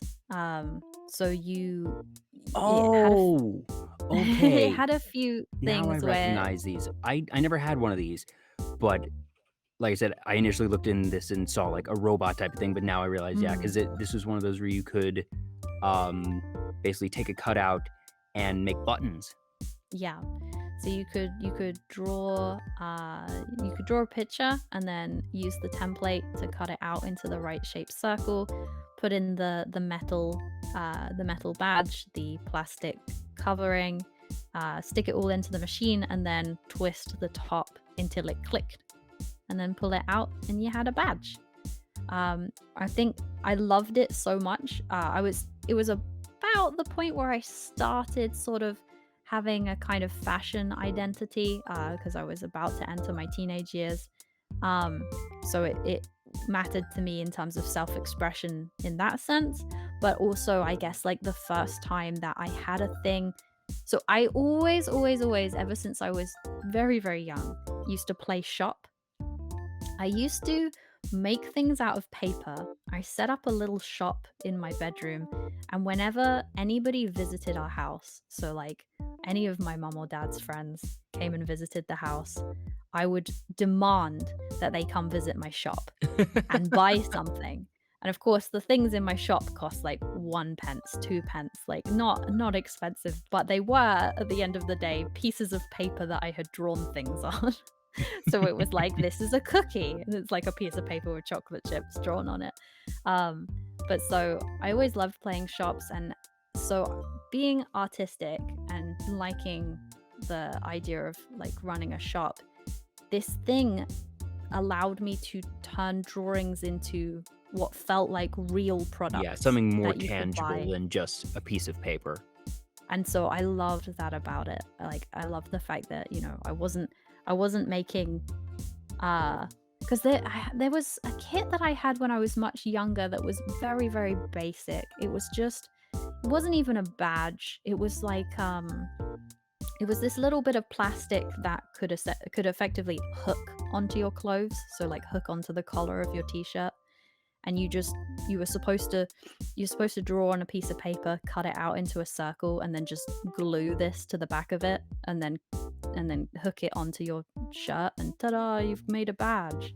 But obviously, even as a child, it was very obvious that this wasn't in any way like a real badge. Like real badges are metal, and they're domed, and they have like a clip and a safety pin, like, you know. So it was very obvious that those weren't anything like real badges, but like this badge, it comes along and it's like suddenly you're holding what feels like a real thing. Yeah. That you've made. And so that was just something I really loved about the badget. So this next one, this doll with orange hair. Well, that is a Bratz doll. Okay. I do know Bratz. I did not recognize it, but yeah, so Bratz, because that's a brand that still exists today. So again, like being at this sort of age where I was about to enter teenage years and about to sort of develop a fashion identity, Bratz ended up being something that I enjoyed. The visuals of, just the style of them. Not all of them though. Like some of the Bratz were like meh. Like some of them were. I didn't really like Barbies. I wasn't really into like your usual merchandise targeting to girls, like frilly pink stuff. But they had these Bratz that had like punk clothes, and I was like, ooh. So I guess in a way, like these dolls were what gave me my early fashion identity, because definitely once I entered my preteens and early teens, the clothes that I chose to wear were all like punk. They were all like pop punk, Avril Lavigne, sort of that aesthetic. Yeah. So these dolls, it was like, okay, so here's fashion that isn't pink frilly. Like that's a thing that exists. And the thing that's really hilarious about it, because again, at this point, still hadn't learned that Japan was a thing, and that all these things that I liked had this thing in common, which was that they all came from Japan. Still wasn't there yet. But yeah, I had some of these Bratz dolls I can't remember what the name of the series was, but basically they were Harajuku fashion. Like they were Japan alternative fashion inspired. Ooh. So I had them. And I was like, I like this. And I didn't yet know. I was about to find out what that was. So we're coming up on about 3 hours. I just want to check in and make sure that you're holding up all right. Because Yeah. we've been going for a while, and I can keep going if you can. But if you start, getting tired or something, or if you need to take a break, just let me know. I can go a bit longer, I think. Okay, I just gotta make sure I stay hydrated. yes, definitely. So this next one, I'm gonna have to enlarge the image again for a minute because I cannot quite tell what this is. So It's I'm gonna be really happy if anybody else had these because I don't think I've ever met anybody else who oh, did. it's Dragon's Mega Blocks. Dragons Mega Blocks. You know how I like dragons? Yes. Dragons Mega Blocks was the coolest thing. So I said my dad really liked Lego, so we had a lot of Lego in the house, and Lego was cool and all. And I did have the old Lego castles, which had some dragons and things, but Mega Blocks? Oh my gosh. So they just, unlike Lego, they were much more much more prepared to like go for fully sculpted things. At the time, Mm, Lego was still very blocky. They weren't doing yeah. like custom sculpts. So Mega Blocks, they were like, no, we'll make fully sculpted blocks. The fact that these are, I think what they turned it into when it came to the dragons, especially, is, why these sets are buildable was not for creativity, but so that the dragons could destroy stuff. Because you could hit a wall and all the blocks would fall apart. So they sort of turned it around on that. So instead of being a creative tool, it was more of a destructive and then rebuild and play again kind of tool. The dragons themselves were fully sculpted with fur. Like some of the dragons had like manes and stuff like that. They had open and closable mouths. They had claws with arms that could be posed, and they were so cool. They were really cool. I didn't even really play with the blocks side of things. The dragon toys themselves. I just used to get them all out and have big dragon battles and things like that. Ah, they were so cool. That's neat. I I played with Legos a fair bit, but I was the type that I would get a, pre-made set. I would make it, and then I would, have that for a little bit, but then deconstruct it and just use the blocks to make other random stuff. And I can't Mm, even remember for the life of me the types of things that I made but I would, make random structures and mm, make random stories for the characters and, just the more, I suppose, I don't want to say pure, but uh, freestyle, I suppose, play with Legos. mm. That's how you're supposed to play with them, I think. It's Yeah. not how my dad played with them. My dad was like, instruction manual out. Yeah, and I would use the instruction manual, like I said, and I would make it at first, and then eventually strip it for parts.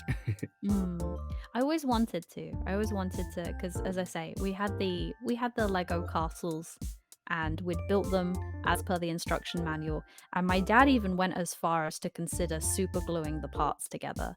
Like he did not want these taken apart. And I just wanted to design my own castle, but I never got to. Aw. Now, next we have, I think that's just My Little Pony, but Yes. in German. Oh, it's yeah, I mean it's in German because that's the only image I could find on the internet of that specific pony. Okay, so Um, who is this specific pony? I don't know her name. But this is Gen 2 My Little Pony, which so when I was a kid, I had a friend who had all of the Gen 1 My Little Ponies, and I was crazy jealous of her. I loved these things, and I would be so excited whenever I got to go visit her. I'd always be like, "Can we go visit? Can we go visit?" And like I'd immediately get there and I'd be like, "Can we play with your ponies?" I super loved these colorful ponies with all these different designs on them, and I loved the way that it was like, because they were kind of simple. They were just all these ponies, and the only thing you really had to go on was their design on their butt, their cutie mark. Um, and this one has apples, so I guess she really likes apples. And this one has ballerina shoes, so I guess she really likes dancing. And so you filled in all of the rest. But I wasn't allowed girly toys. as a kid, and that included My Little Pony, even though I adored them so much. And then so when sort of the early 2000s rolled around, Gen 2 started appearing. And at this point, my dad was very, very open to buying me whatever toys I was interested in. So I was like, I want those. Um, so he got me My Little Pony, and I only had three. I only had three ponies from Gen 2, but this one here in particular was my favorite one. You know when kids get that one toy that they get really attached to for a bit and they're like carrying Yeah. it around everywhere they go? Yeah, this pony became that for me. I think because the other two ponies that I had were the more traditional sort of pastel pink ponies. One of them had flowers and the other one was like a princess. And then there was this one who's like dark purple with neon green and pink hair and like a wizard hat. And I was like, ooh, Perhaps the one this time that one's you didn't go cool. for the pastel option. Well, I said like the duality of Hoshi is like we've got Mega Bloks dragons right next to My Little Pony. That's It's true. like That's very true. this is very much me. But yeah, I wasn't yet at the point in my life where I was ready to embrace pink. I was still scared of the color pink. So the fact that this was the pony that wasn't pastel and was kind of a bit cooler really captured my imagination, and I really loved her, and I still have her. She's right next to me on my shelf. That's awesome. But yeah, I was just so happy to finally actually have some My Little Pony toys. And last but not least, we have the famous Tamagotchi that I had a couple of these. Mine never survived very long. They would always, Oh yeah. fly away in a ship. And I guess fortunately, the life cycle of a Tamagotchi never lasted long enough for you to get super attached. It was like, okay, now we're just gonna get a new one. That it wasn't Yeah. the type of thing like with the chows where you spent Yeah. hours and hours and hours with them and like Yeah. just really growing attached. That Tamagotchis, it felt more natural, I suppose, because it was that shorter life cycle. That was okay. This is today's Tamagotchi, and we're gonna have the next one the next day, and you get to see all these different little iterations, and you hang out with this one, then it flies away, and whatever. And it still had a lot of fun, but it was what is different and new this time around. Instead of okay, we're gonna raise this one and have it for a really long time. Well, because there were all these different ones that it could turn into. Yeah. So you always ended up getting a different one. And so in particular, it was the Tamagotchi Connect that came out around this time, which had little infrared things Yeah, at so the you top. could so actually could- sort Mhm. of connect the two. So I had a lanyard that my Tamagotchi would hang off of, and I would, walk around like, at weekends, like go into the supermarket with my parents to get groceries and stuff like that with this Tamagotchi hanging around my neck, which meant that any other kid that I passed that had a Tamagotchi would be like, hey! And so I got to like trade with lots of, trade. I think you just like exchanged gifts. Your Tamagotchis would give each Yeah, other that gifts they or would like something. go to the other screen for a little bit, do a little playing animation, return back to your screen, but then it would leave a gift behind, I think. Yeah. So I did that a lot with lots of kids that I would come across, just, proudly wearing this very, very visibly so that other kids would know that I had it. Street Pass before Street Pass. Yeah, basically. It was very, very cool. Very cool time. Sadly, I left my Tamagotchi on a train one day. Oh no. So I have a rough relationship with my parents, but there's a couple of things that my dad did for me as a kid that were really, really positive things, and this was one of them. So obviously we got me a new Tamagotchi, but with regards to the old one, I was very, very sad to have lost it. My dad sat me down and he said to me, there's some other kid whose parents can't afford a Tamagotchi. And they found yours. And they found yours, and now they're really, really happy, and they have a Tamagotchi of their own. And we're going to get you a new one, But now there is a kid out there that got that found your Tamagotchi and is so happy. Aww. And I was like, you know what? I'm okay with this. Yeah. And that was such a fantastic life lesson that like it's okay like to lose things if like somebody else will find it and get to have it. And you know if you are in a privileged position that you can afford to just replace it, then like it's good that somebody else got to have it who might not have otherwise. Yeah. Yeah, that was a really nice thing. Aw, that's super sweet. Jeez, like this could have been an entire episode of just 2003. That was a fun journey. Like, thank you for making this and for sending this to me, because like this is honestly, as a show host, you handed me, like I said, a show on a silver platter right here. That usually what I do with the pre-interviews of talking with my guests ahead of time is to essentially create this. And we did that. And then you just came to me like, okay, here's another one. So that was a fun journey going through 2003 and just going back and realizing, yeah, all of this was in, if not the exact same year, it was really close.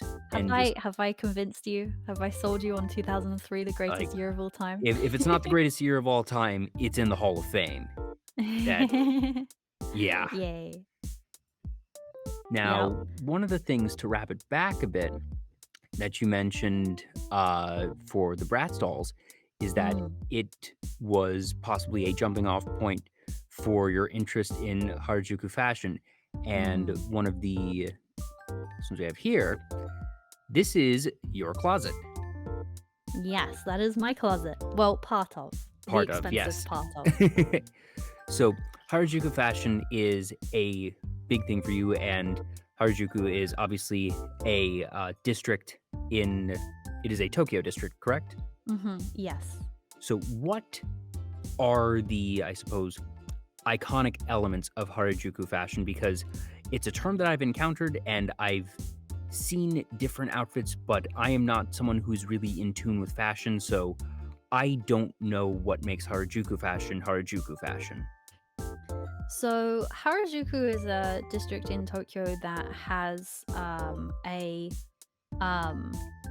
strong history with fashion. There's two parts of Harajuku. There's Takashita-dori, which is a very narrow street that traditionally had a lot of small independent boutiques with very unique fashion. And the other part is Omotesando, and Omotesando is high fashion, so really expensive brands along that street. So it already kind of had this connection with fashion. Supposedly, one theory about how it ended up this way is that there used to be an American military base directly adjacent to Harajuku. So suggestion that a lot of trendy American things ended up in that district, and so that's why the youth seeking trends came to it. But there is a super duper famous fashion college in Harajuku. And so I think what happens is you end up with lots of fashion students there, and then when they graduate from the college, they open one of these indie boutiques in Harajuku. So you have all of these very alternative, very creative, unique fashions being made and sold and worn, very centered around this specific district. So Harajuku fashion covers all kinds of styles, but the reason that we end up calling it Harajuku fashion is there is something distinct about them that is different from in the West. So, the West has styles like mod rock and punk and all these different styles that have happened, but the same kinds of styles have happened in Harajuku, yet somehow different. So, for example, the very famous Gothic Lolita fashion, which is where they took Rococo and Victorian fashion and were like, we want to wear this. Like somebody in Harajuku at some point was like, I want to wear Victorian style dresses, but in goth. And then they did, and then that took off. There's Decora fashion, which is, as I know you've interviewed Muga before, just covering yourself in accessories, every available space on your body covered in accessories, wear your entire wardrobe. Um, and yeah, there's just so many different styles that have come out of Harajuku specifically. Mm.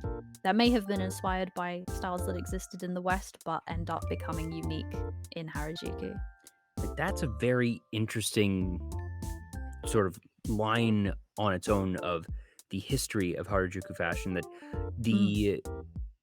the fashion college and the sort of spread from there makes perfect sense to me. Of, you have these aspiring creative designers who are all getting their Mhm. education and then graduating and then opening up their boutiques, and then that just means you're having this constant cycle of new and different ideas, and everyone's trying to stand out, so that means that there's Yeah. constant innovation.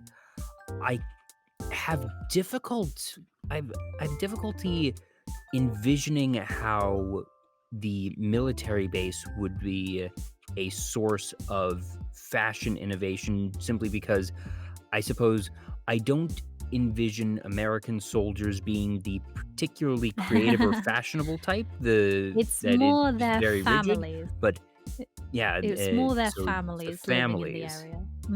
And so the idea being that some shops that carried Western fashions and some shops that carried Western toys opened up in the area, and that the Japanese youth were like, whoa, what are And that's these? where you These get are the cross different. pollination. Yeah. Okay, that makes much more sense to me. That I had not considered the that all right, you're gonna have the soldiers here at the base, but that hmm you're not that you're also going to have their families there as well, and that's where you're going to have that source of cultural hmm mixing, and that'd be very interesting. That I'd love to, like, see a mini documentary about something like that, of just, you know has Mm. anyone been able to sort of trace these particular routes? Because I find those sorts of stories very interesting. But one way or another, it led to what we have today. And I guess if you could pinpoint one iconic thing about Harajuku fashion, that is there any one element that you think encapsulates it, or is perhaps most identifiable about it? Or do you think that Harajuku fashion is more of an umbrella term for these different styles, and that it is more that Harajuku fashion is innovative fashion? It very much is innovative. I think it's kind of like um, people in Harajuku do not dress to be trendy. They dress to make trends. They're trying to be ahead of the curve. They're trying to Mm, be inventive and creative. Um, and they are not dressing in with that regards. They are not dressing to um, to attain mainstream popularity or to be attractive to their preferred gender or anything like that. They are dressing in ways that are different, right? That are yeah, strange, that do stick out. Um, they are being intentionally creative with their styles. yeah, Um, I think that's the main thing that's different about it is it's almost like, runway fashion, you see these ridiculous outfits that no one would ever really wear. But that's kind of the point is like runway fashion is where the designers go full creative. hmm And then the clothes that they actually release are like much, much toned down things inspired by yeah. those Now, runway looks. now Well, that you say that, that makes a lot of sense. That Harajuku fashion is runway fashion that escaped the runway, yeah, because yeah. you only ever Well, see runway Harajuku. fashion in the West on the runway itself, because like you said, hmm when they actually get to what is publicly released and what people wear in their hmm everyday lives, it's not that. Harajuku is the runway. Yeah. Oh, what a line. What a line. Harajuku is the runway. I love it. Well, genuinely, even today, on weekends, Saturday and Sunday evenings, there's a certain street in Harajuku, and it's not Takashita-dori anymore because unfortunately Takashita-dori has become overrun with tourist shops. So the street has moved, but there is a street in Harajuku Saturday and Sunday nights filled with people in their created runway looks and filled with photographers to document them Mm, every weekend. It's very cool. that's so cool. It just sort of, eh, almost convention-esque, but that it's just every Mhm. weekend that there's gonna be this gathering here and that people look forward to that throughout the Mhm. week, and I'm guessing there's some people who probably have a different outfit every week and that Oh, yeah. they spend those 6 days in between just planning and creating and preparing for their next Mhm. walk on the runway. Yeah, exactly. And it's very creative, it's very artistic, which is What would you cool. say is your favorite outfit? That I have ever worn? Yes. Oh gosh, that's a good question. Uh, okay, my most recent one, it's the dress is visible in this photo, but I'm not gonna try and point out exactly which one it is to you, because as you can see, there's quite a lot there, but it's a party themed dress. So it's kind of it's a salopette, which is like overalls, but with a skirt instead of trousers at the bottom. So rather than being like a dress, it's more of a casual overalls dress. Like proper overalls, it has the chest pocket and the buckles on the shoulders. But it's covered the print of the fabric is covered in plushies with balloons and gift boxes and stuff like that. So it's all party themed. Um, and I paired that with a shirt that has party balloons on the collar and a bunch of accessories that also encapsulate party theme. And basically, overall, I would describe the outfit as I am the birthday party. And that's probably my favorite outfit at the moment because it's just joyful. I like that it's Mm. I like being a walking birthday party. Do you ever go out for these, sort of weekend street runway gatherings yourself Mhm. to be photographed, or do you go mostly just to see others? So I have gone and I have dressed up, but unfortunately the pandemic happened. Mm, The gatherings stopped for a while, and although they have started up again, I haven't yet built back up the confidence for like going outside and doing understandable. these things. Yeah. But but it is something that I miss and I'm looking forward to sort of getting back into. Mm, that's super cool. Do you have a outfit that you want to create, or a look perhaps, or a mood that even if you don't have the pieces for it right now, Mm. that you are actively hoping to find? Hmm, that's a good question. I think rather than rather than hoping to find certain pieces, because I just find that that leads to endless disappointment, as as the thing that I want is never quite right. As in I find things that are not quite it. Something I've always wanted to do. Actually, okay, so going back to the beginning of the pandemic, when everything shut down and we went into lockdown, and that sort of moment of, okay, we're going to be stuck inside for at least 3 months. Who knows how long, but at least 3 months. What am I going to do with myself for the next 3 months? The answer, of course, ended up being VTubing, but in a weird turn of fate, only because the sewing machine I tried to order was not available. Huh. So, the answer to your question is that there's lots of designs of my own design that I would really like to wear one day, to make and wear one day. But as fate would have it, I'm VTubing instead. There's a timeline where that sewing machine is in stock, and we're not talking Mhm. right now, and FUWATOPIA Yeah. doesn't exist. But, I'm really happy that FUWATOPIA does Yep. and that we are talking right now, so I wouldn't have it any other way. I Mm, One way that I see it is like, VTubing is happening now, and I love it, and I'm so happy doing it. Sewing machines will be around forever.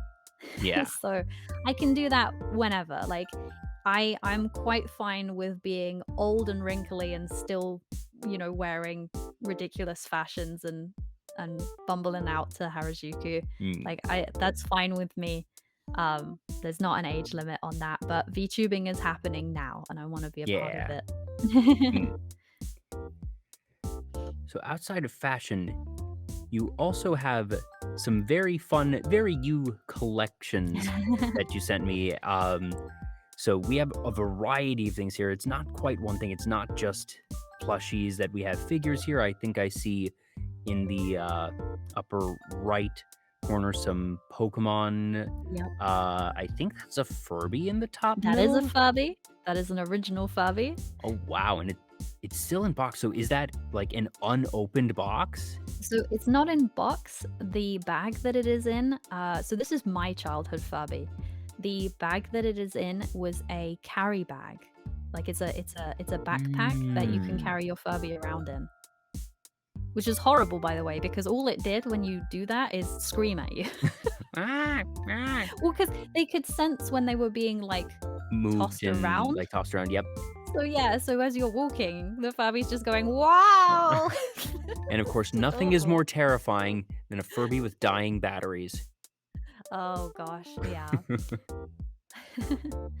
But yeah, no, so I think the thing is, at the end of the day, like, I'm an artist, and it's extremely important to me to surround myself with things that inspire me. Hmm. So, many of the things from that 2003 image are in this. If you look at the Furby shelf, you will also see the Neopets toy and the little Micropets toy. Those are Oh, the yep. ones from my Yep. childhood. The pony isn't on these shelves, it's on a different shelf that I didn't send you a photo of. But there's also, if you look at the shelf below the one that the Furby is on, there's a Polly Pocket Mansion there, which is not from my childhood because I was not allowed girls' toys at that time. So I did not get to have any Polly Pockets, but that's another thing along with My Little Pony that I always really wanted. So as an adult, I have acquired vintage Polly Pockets. But there is, I don't know if you can quite make it out, but there is a little Tamagotchi leaning up against it. Oh, yes, I see in the lower right corner of that middle Yes. box there. Yeah. And that is the Tamagotchi that replaced the one I lost on the train. Ah, historic. Yeah. And by any chance, would the manga in the lower left corner be Cardcaptor Sakura? I have all of Cardcaptor Sakura manga, but not on that shelf. That shelf is, Han, I'm just gonna look behind me and check. Right, so that's Choco Mimi, Ah, um, which is a series that I only discovered a couple of years ago, which is a long-running slice of life manga series about a couple of fashionable middle schoolers just going about their lives. mm-mm. Um, but it's really cool because it follows whatever's trendy. So in the early volumes, Oh, they're that's wearing gyaru cool. fashion. The early volumes are literally wearing gyaru fashion, and the later volumes are wearing.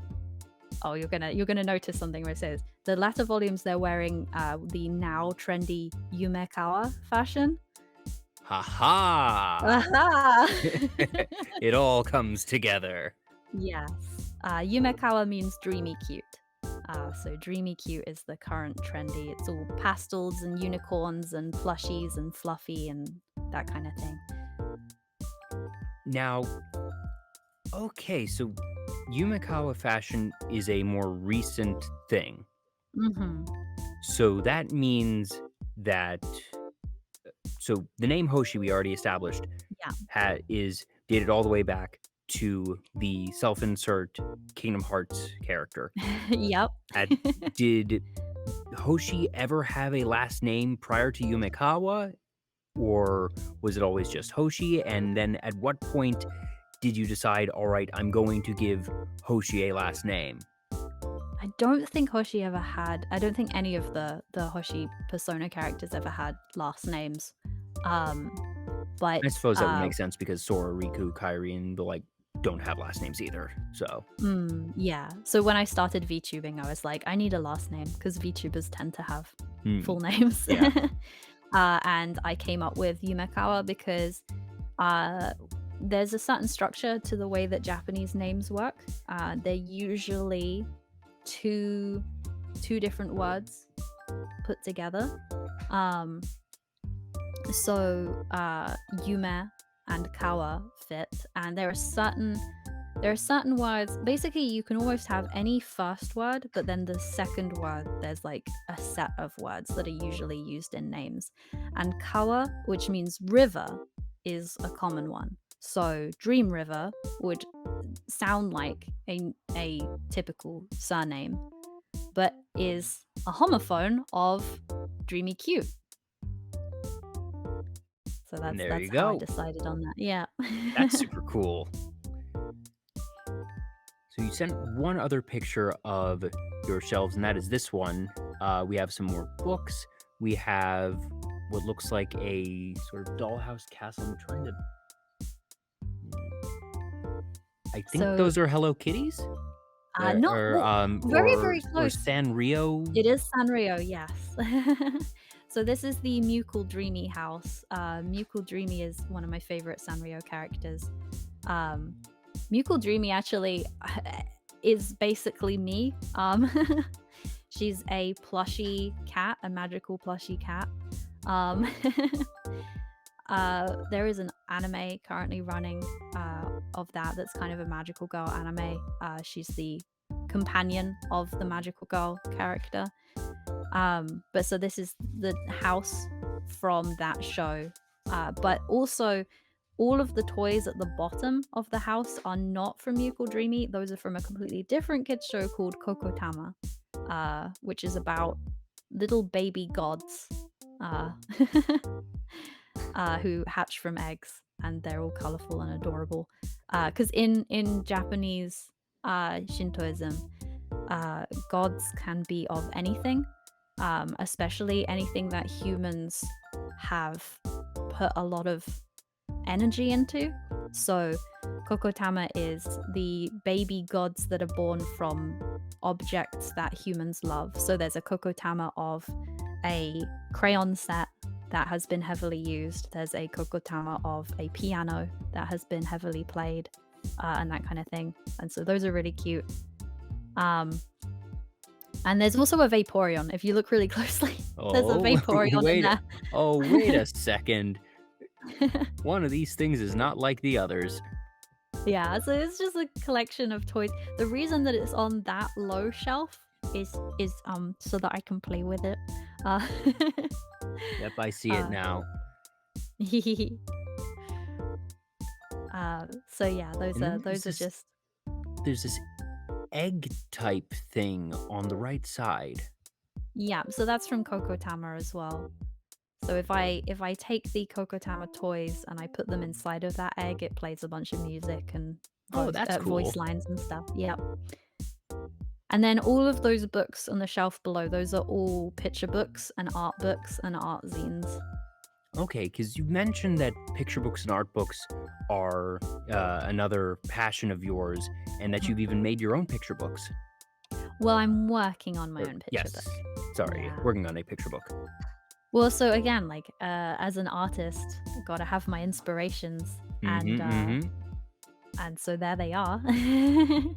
And also, like, what artist isn't also a huge fan of art? So of course, they just make me happy to like grab any of them from the shelf and just look through them and look at all the pretty pictures. Any favorites amongst the collection? Recently an artist who I really love called Mocha Roll, who some people might be familiar with Mocha Roll because I ordered a skeb from Mocha Roll. Phoebe ordered a skeb from Mocha Roll, and then Phoebe, for my birthday present, actually ordered a skeb of both of us together from Mocha Roll because we both really like that artist. But so she recently released it's not an art book so much as it's intended to be a reference book for artists, but really it's an art book. So it's a design inspiration guidebook basically, where every single page has a different can you still hear me? Yep, I can hear you. Okay, my computer just did a thing. Whoa. Okay, it's all right. Okay, I'm back. Sorry, Windows was just like, it is time for us to do an update. Okay. Didn't have any interruption here, so I think we're good. Good. Yeah, so basically every page of the book is just a different character design by Mokuro. So that's probably my favorite one at the moment, I think.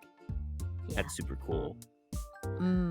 Now, it's been mentioned in a couple different forms, but obviously anime is I suppose, medium that you very much enjoy. And you mentioned to me that at one point you were the president of an anime society. I Yeah. forget if this was during college or was this high school? This was in the UK. High schools don't really have student-run clubs or anything like that. So this was at university or college. Mm, Um, the words get a bit muddled in the UK because college is actually something different in the UK. University is what we call what Americans call college. mm. But yeah, So, so it's at university. so how did you end up as the president of this anime society? And you mentioned that there was a particular story involving it. Mm. Well, I was elected. Um, I just started attending the society. I was very very into it, of course, um, and ended up being friends with a lot of the people running it, um, and sort of started getting more and more involved in it. And That's then how it always every starts. yeah, and then every year they ran elections to elect the next year's running committee. So I ran for president and I got it. Yay! Yay! The story was because you were asking me what my favorite anime was. Yes, Uh, and Lucky Star came up. Lucky Star. Yes, Lucky Star is because it's really hard to say which my favorite anime out of every anime ever It is. is a big question. But if I think about so like if you think about anime, there's like maybe you could split it into three categories. There's kids anime, which is just mainstream TV here. There's anime that is not for kids, but it is intended for mainstream audiences. And there is what I would call otaku anime, the anime for anime fans, which is what most people think of when they think of anime. And so if I were to pick my favorite otaku anime, it's probably Lucky Star, which was one of the first anime I ever watched all the way through to the end. Um, and I love it a lot, but a lot of people don't. Uh, Oh, a lot really? of people. I've seen Mm, people who like it and seen people who love it. I haven't met too many people that don't care for it at all. But I think I think it's a little better nowadays, but back when Lucky Star was new, the quote unquote moe blob or like cute girls doing cute things or like slice of life anime was not really an established genre that people mm, accepted. So a lot of people were like, this anime is trash because it's just a bunch of girls and they're not doing anything and they're just talking and nothing yeah, happens. it is a show about nothing. It is a show about just friends being friends, having Mhm. conversations as friends do, nerds being nerds, and perhaps interestingly, we spoke earlier about how some of the anime that you were drawn to when you were younger were the ones that were not episodic, the ones that had the contiguous storyline that Mhm. stood out from the normal American or UK broadcast type of shows for children. But Mhm. Lucky Star is an episodic show. It is, but it isn't because it does. There is a chronology to it. They graduate from their year to their final year. They Okay, start that's thinking about fair. their futures. The new students join the school, which includes Konata's cousin, and then they become part of the cast. So I guess it's that they have progression in the sense that there are life events and yeah. that there is, I don't know if development for the characters is perhaps the right word because I Mhm. think that their personalities largely remain the same, but that there is the Mhm. passage of time and new characters are introduced over time, but there isn't that, kids saving the world Yeah. storyline. And there isn't, even if life goes on in Lucky Star, there isn't a particular plot that is established and that they are doing over the full arcs of the show. That you'll Mhm. sometimes have stories that will arc a couple of episodes or maybe a recurring gag or theme that happens sporadically, but Mhm. it's certainly not what you get with Digimon Tamers or Cardcaptor Sakura. Yeah. But I think the thing is, like, because it does have that consistent timeline going on, Lucky Star is as episodic as real life is.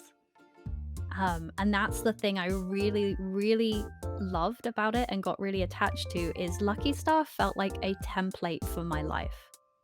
Like, Lucky Star was saying, like, this is how, you know, you can think of your life as being colorful, as hanging out with friends, as enjoying your school days, as staying up way too late at night on the internet even though you have school the next day. You know, these are the things that you're doing but being represented in anime, which is the medium that you love.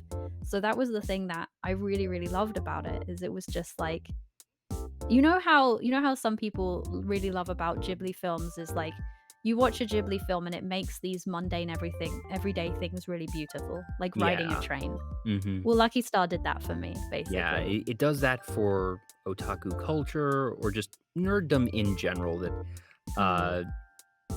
the word otaku, especially in Japan, has somewhat of a stigma and it is a very strong term. But just even as someone who wasn't familiar with otaku culture, being a nerd, being someone who's into anime, who, you know, like Star Wars and Pokemon and stuff of that nature, that you could relate to everything that you saw with Konata and just the conversations of, you have your tight-knit little friend group, and sometimes you'll get into these really nonsensical conversations about crazy things of everyday life. And Hoshi, I do have to ask, which end of the chocolate cornet do you think is the head? The little end. Right? Noted. I the flip-flop other on that end's like the admittedly, butt. That I think that the larger end is the head, because you usually hold the chocolate cornet up such that the end with the chocolate is facing upward. That way it doesn't like drip out or anything. So by virtue of it being naturally the top part as you hold it, that's why I think of it as the head. But these are the types of conversations that you have in Lucky Star. That makes sense. I think if it wasn't for the fact that it would drip out if you ate from the other end, then I would eat from the other end. Because I don't know, something. I would agree to that. That the other end is certainly more head shaped. No arguments there. So yes, I love Lucky Star. Lucky Star is great. Go watch Lucky Star, folks. At that time, people really didn't. People were like, what is this? Nothing happens in this show. So one of the things that we had as a tradition in this anime society was that at the start of every year, when we had our start of year night where we welcomed all of the new first years who were interested, we would introduce the committee. And of course, you don't introduce the committee of an anime society without each stating your favorite anime. And I got to my turn and I said that my favorite was Lucky Star, and was booed by 300 people. First off, wait a minute, rewind just a moment. I did not realize that this was a 300-person society. That I was thinking, okay, you know, usually you'll get these at schools and it'll be 20 to 50 people, that it's not small, but that 300's a lot of people. Well, so this is a university society, so there's thousands of students at this university. And it's 300 on opening night, usually not 300 after that. That's true, yeah, because you have people who are trying to find, all right, is this the extracurricular activity that I want to join, and then it sort of dwindles from there. Yeah, exactly. So 300 is the opening night number, but yeah, we would book out the lecture theater that had the capacity of about 300 people. We would usually still end up with people sat on the stairs despite having booked the 300-person lecture theater. And yeah, huge chorus of boos for Lucky Star. That's terrible. I mean, I kind of knew it was coming because as I was very aware of the negative attitude people had of Lucky Star. But dang, like, wow, that was mean of them. Give it a chance, guys. Wow. Yeah. Ah. Oh, hi, Well, Straub. thankfully, hey Straub, thankfully I wasn't traumatized. Thankfully I did 100% see it coming and was ready for it. And I was just, I just felt ultimately like they were the ones being silly. That wasn't on me. It was Yeah. on all 300 of them. Do you have any series that you feel have aged particularly well for you, or ones that you've gone back to and have enjoyed more now than you did when you first watched them?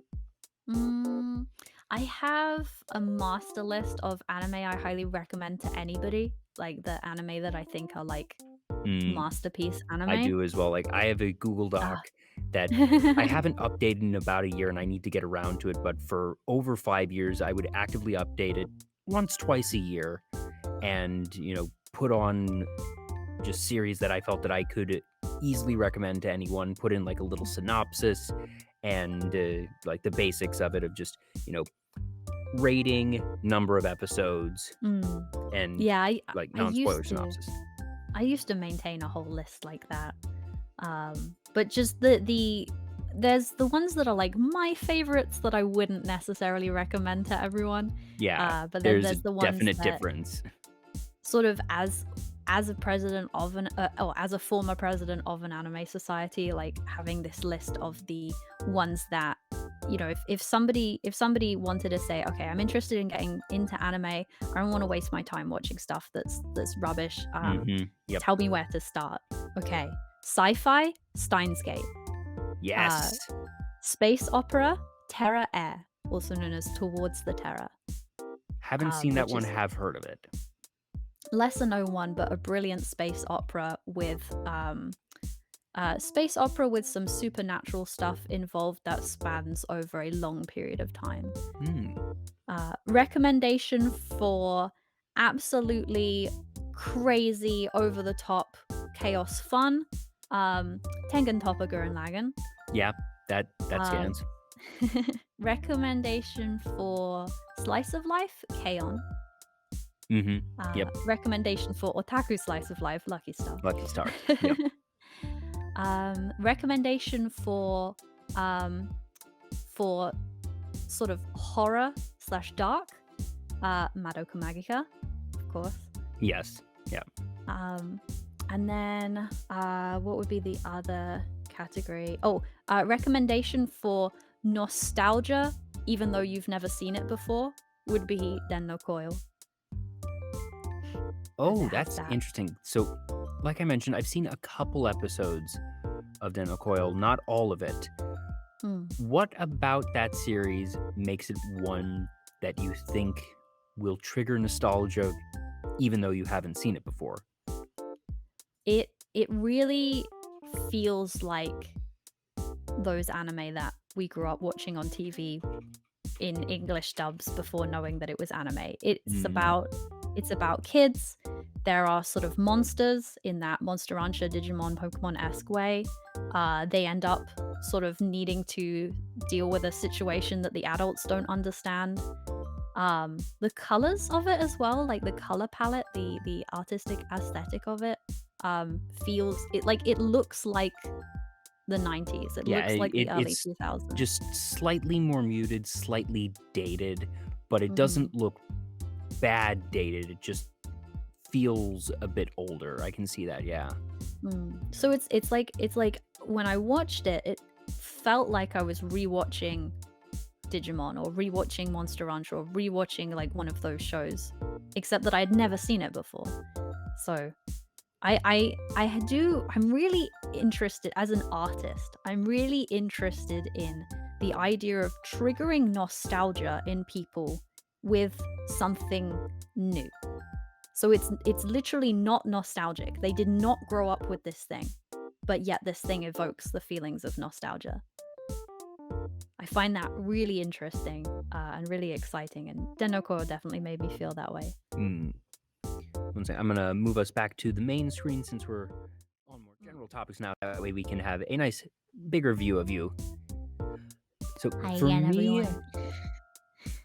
One of my favorite series of all time, and if I were to categorize it, I would say combination of mech and political thriller. I love Code Geass.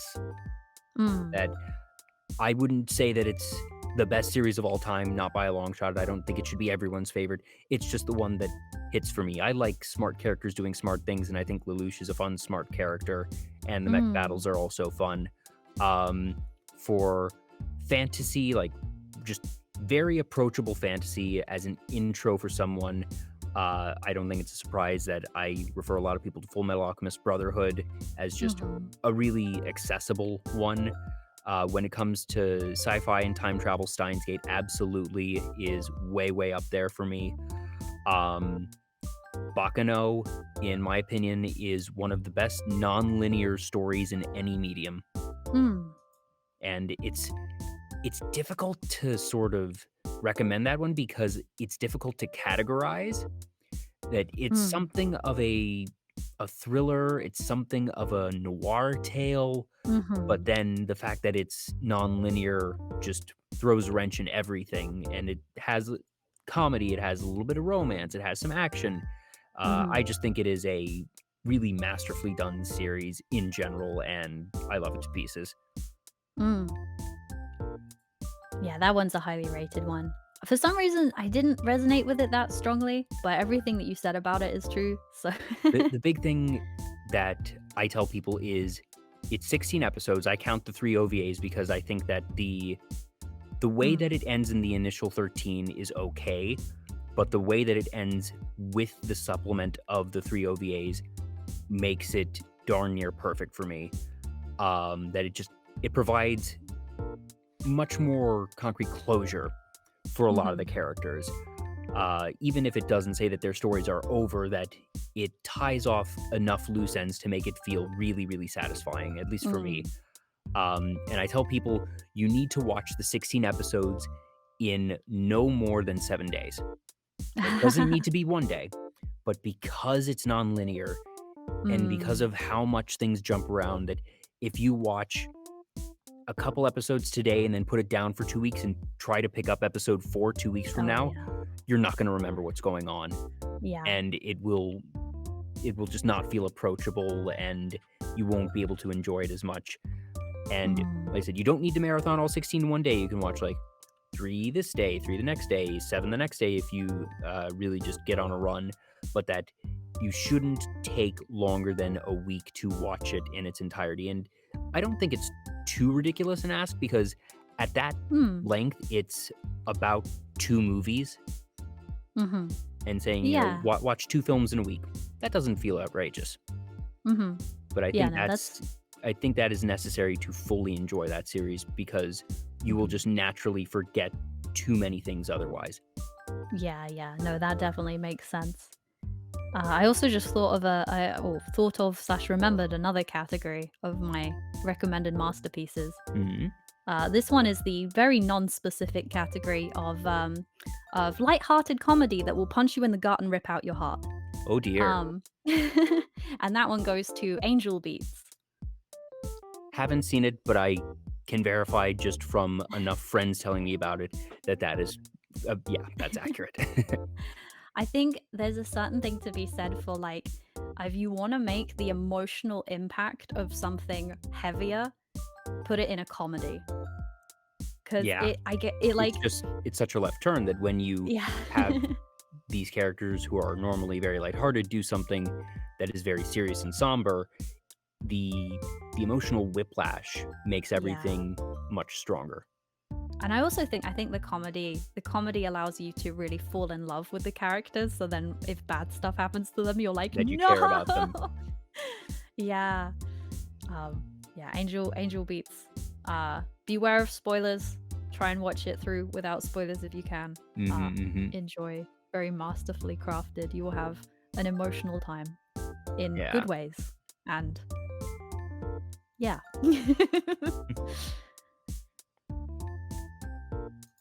My goodness, we've been at this for 4 hours. Yeah, but I This is think quickly approaching one of my longest episodes ever, but it's gone so fast. I can talk. When it comes to things I love, I can talk. but I think we mostly covered Yeah, everything we've though. hit most of the things that we hit Harajuku Fashion, we hit Lucky Star, that, like, there's a couple other things that we had discussed, but I feel like we've hit so many good topics right now that, Yeah. uh, I I think this is probably a good time to start winding things down. Mm. Uh, do you have someone that you would like us to raid? Oh, good question. Let me have a look. While you search around for that, I will thank a couple other people who have followed since I last read through those. Uh, Andacy, Morvonica, Walker Media, Cream Angel Fluff, Velvelite, Yulitza, Fried Monkey, and Hot Grandma. Thank you all for the follows, and I hope you all have been enjoying the show. You can follow Hoshi. We have his Twitch and Twitter here on the bottom of the screen. You can follow me here on Twitch and on Twitter if you so please. I do about a show every week. This is episode 40. I have one already scheduled for, as I pull up my calendar, next Tuesday is going to be next show. I have a rare weekday show. Don't do this very often, but for scheduling purposes, I have one next Tuesday. But this has been so much fun, Hoshi. Like I said, you're the fourth member of FUWATOPIA, and I do hope to eventually get to the rest of the members on the team. Yes. That just obviously everyone is super delightful. They're very talented content creators in their own right, and I definitely want to be able to get to know the other members of the team even more. Do you have anything that you want to plug or discuss next week's schedule? I do have hang on, let me bring up my schedule so that I can see it. So this coming week, I'm going to be playing more Animal Crossing and more My Fluffy Life, which we talked about earlier. Just comfy, chill games. And I'm going to do another one of my coloring streams this week on Friday night for Americans, or Saturday morning, I think the rerun. So I've been doing reruns because I did a survey recently, found out that my community is evenly divided, like literally 50-50 between Americans and people in the UK and Europe. And those are very different time zones, especially for me here in Japan, which doesn't have a good overlap with both of them. So I've been doing reruns for the UK and European audience, and the rerun of the coloring in stream will be Saturday morning. And for anybody who doesn't know, reruns have a live chat, and I will be, as in your standard Twitch chat that you are all in and able to type in right now, exists for the reruns. So you're basically watching a VOD, but you're watching it together with other people, and I will be in the chat as well. So coloring in stream will be, I think that's the most exciting thing. If you haven't been to one, I recommend it. Have some chill coloring time with us. Yeah. So I have two last questions that I ask all my guests. First is, do you have any goals for the rest of 2021? That there's little less than 2 months left. It's been an eventful year, to say the least. Is there anything in particular that you're looking to do before the year finishes up? My goal at the moment for the rest of the year is learn how to not overwork. An admirable goal indeed. I absolutely burnt out this year, so I am trying to make sure that won't happen again. And the last question that I ask all my guests is, what does being a VTuber mean to you? And that it doesn't mean what is the definition of a VTuber, but to you, Hoshi, what does it mean to be a VTuber? And there's no wrong answer to this. I've had some people approach it from a very clinical angle and say, it is a tool in my toolbox as an entertainer. It is a mask that I wear for creating content and a filter in that sense, whereas others have had a more personal and intimate connection of, it allows me to connect with my inner child, or it lets me be what I can't be in real life. So there's a full spectrum of answers, and they are all completely valid. But for you, Hoshi, what does it mean to be a VTuber? VTubing has been so incredibly wonderful for me. The three biggest things that have changed my life in recent years have been beginning streaming, moving to Japan, and beginning VTubing. So it's very, very special to me because it allowed me to grow and create this community that I love so much. At first, it was just, hey, I can turn one of my OCs into a model that I can animate with my face. That's really cool. But it has turned into a vessel with which I can create the most ultimate comfy content that I possibly can. Because what could be more comfy than a teddy bear? And that is my big goal with VTubing is I want to be your comfort streamer, your ultimate comfy place where you go to relax and unwind. And so I think a VTubing model, and especially a teddy bear one, can achieve that far more powerfully than a normal person face or flesh tuber, as I like to call them. So that's yeah, it's both special to me personally and also as a tool. That's great. And one of the reasons that I asked that question is because I never know how someone is going to answer it for sure, but as soon as they answer it, I always say, oh, yeah, that makes perfect sense given what I know about the person and given what I know about you. That makes a lot of sense because it is a combination of allowing you to create a community as you have just as a leader, whether you like that title or not, you are a leader, that you are someone who, and even before this historically, has those tendencies, but also that it allows you to create the ultimate form of your type of content. Yes, exactly. I always describe to people a VTuber model as the book cover. And though the phrase "don't judge a book by its cover" exists, there is not a person on the planet that doesn't. Book covers are the things that make us reach for the book, that Yeah. draw us in, and that is what your VTuber model is. So, a very important job of people who design book covers is to try and design the book cover that appeals to the type of person that the book is written for. So that's what the VTuber model should do. Well, thank you so much for coming on the show. This has been an absolute delight. Thank you for sharing your lore, your hot takes on Animal Crossing, and just your memories. I now see the year 2003 in a just, I don't know if it necessarily a different light, but just putting a spotlight on a year like that is something I've never really done. And to go back and think, gosh, all that awesome stuff did happen in 2003, or very least very close to it. Yeah. That was a very fun, very special experience, and I'm glad that we were able to sort of go through all of that together. So I hope you had a good time. I had such a good time. I've been looking forward to this all week. It's so I'm great to glad. talk about your favorite things. Yes, and that's what I try to do here, that I really sort of try to customize the show, and that's why I talk to my guests ahead of time, because I want each show to be something where it's the guests talking about the things they love, and I'm so glad I was able to deliver on that tonight. So as we wrap up, do you have a suggestion of who we should rate?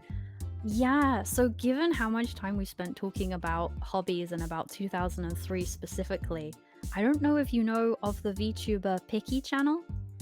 Yes, I've seen their stuff a couple of times. I haven't seen them lately, but they have this delightful 3D model. I don't know if they've updated since, Yeah. but like, it's super colorful. I would describe it as Decora. Yeah, it's definitely a little Decora, but Picky's whole aesthetic is this very specific, like, rural 90s, like staying at your grandma's house in the 90s and playing video games on an old CRT, in between going outside and catching bugs and stuff like that. Like she loves bugs as well, by the way. Her aesthetic is so strong, it's so put together, and the first time I ever saw her, it immediately hit me with nostalgia, and I was like, whoa, you've like really recreated this vibe so well.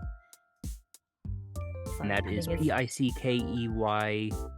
Pickeychanel.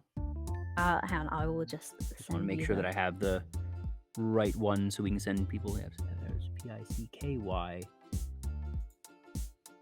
No E. Got it. Awesome. Well, I'm going to play the outro and we'll send you on over. So I don't really have anything of a raid message, so I guess say teddy bear raid. Teddy bear raid. Teddy bear raid. Aw. Yes. And Use Hoshi as emotes if you have them. If not, just some hearts will do.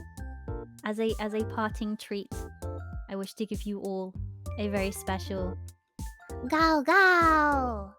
Ah. Well, thank you for that, Gao Gao. Thank you for your time, Hoshi. I look forward to seeing what you do next, and I look forward to the continued success of FUWATOPIA. Thank you all so much for tuning in. This has been VTuber Talk. I'm Jay. Like I said, I do shows just about every single week, so follow if you care to do so, and if not, at least be sure to follow Hoshi. Thank you all so much once again, and you all have a great rest of your day. I will see you next time.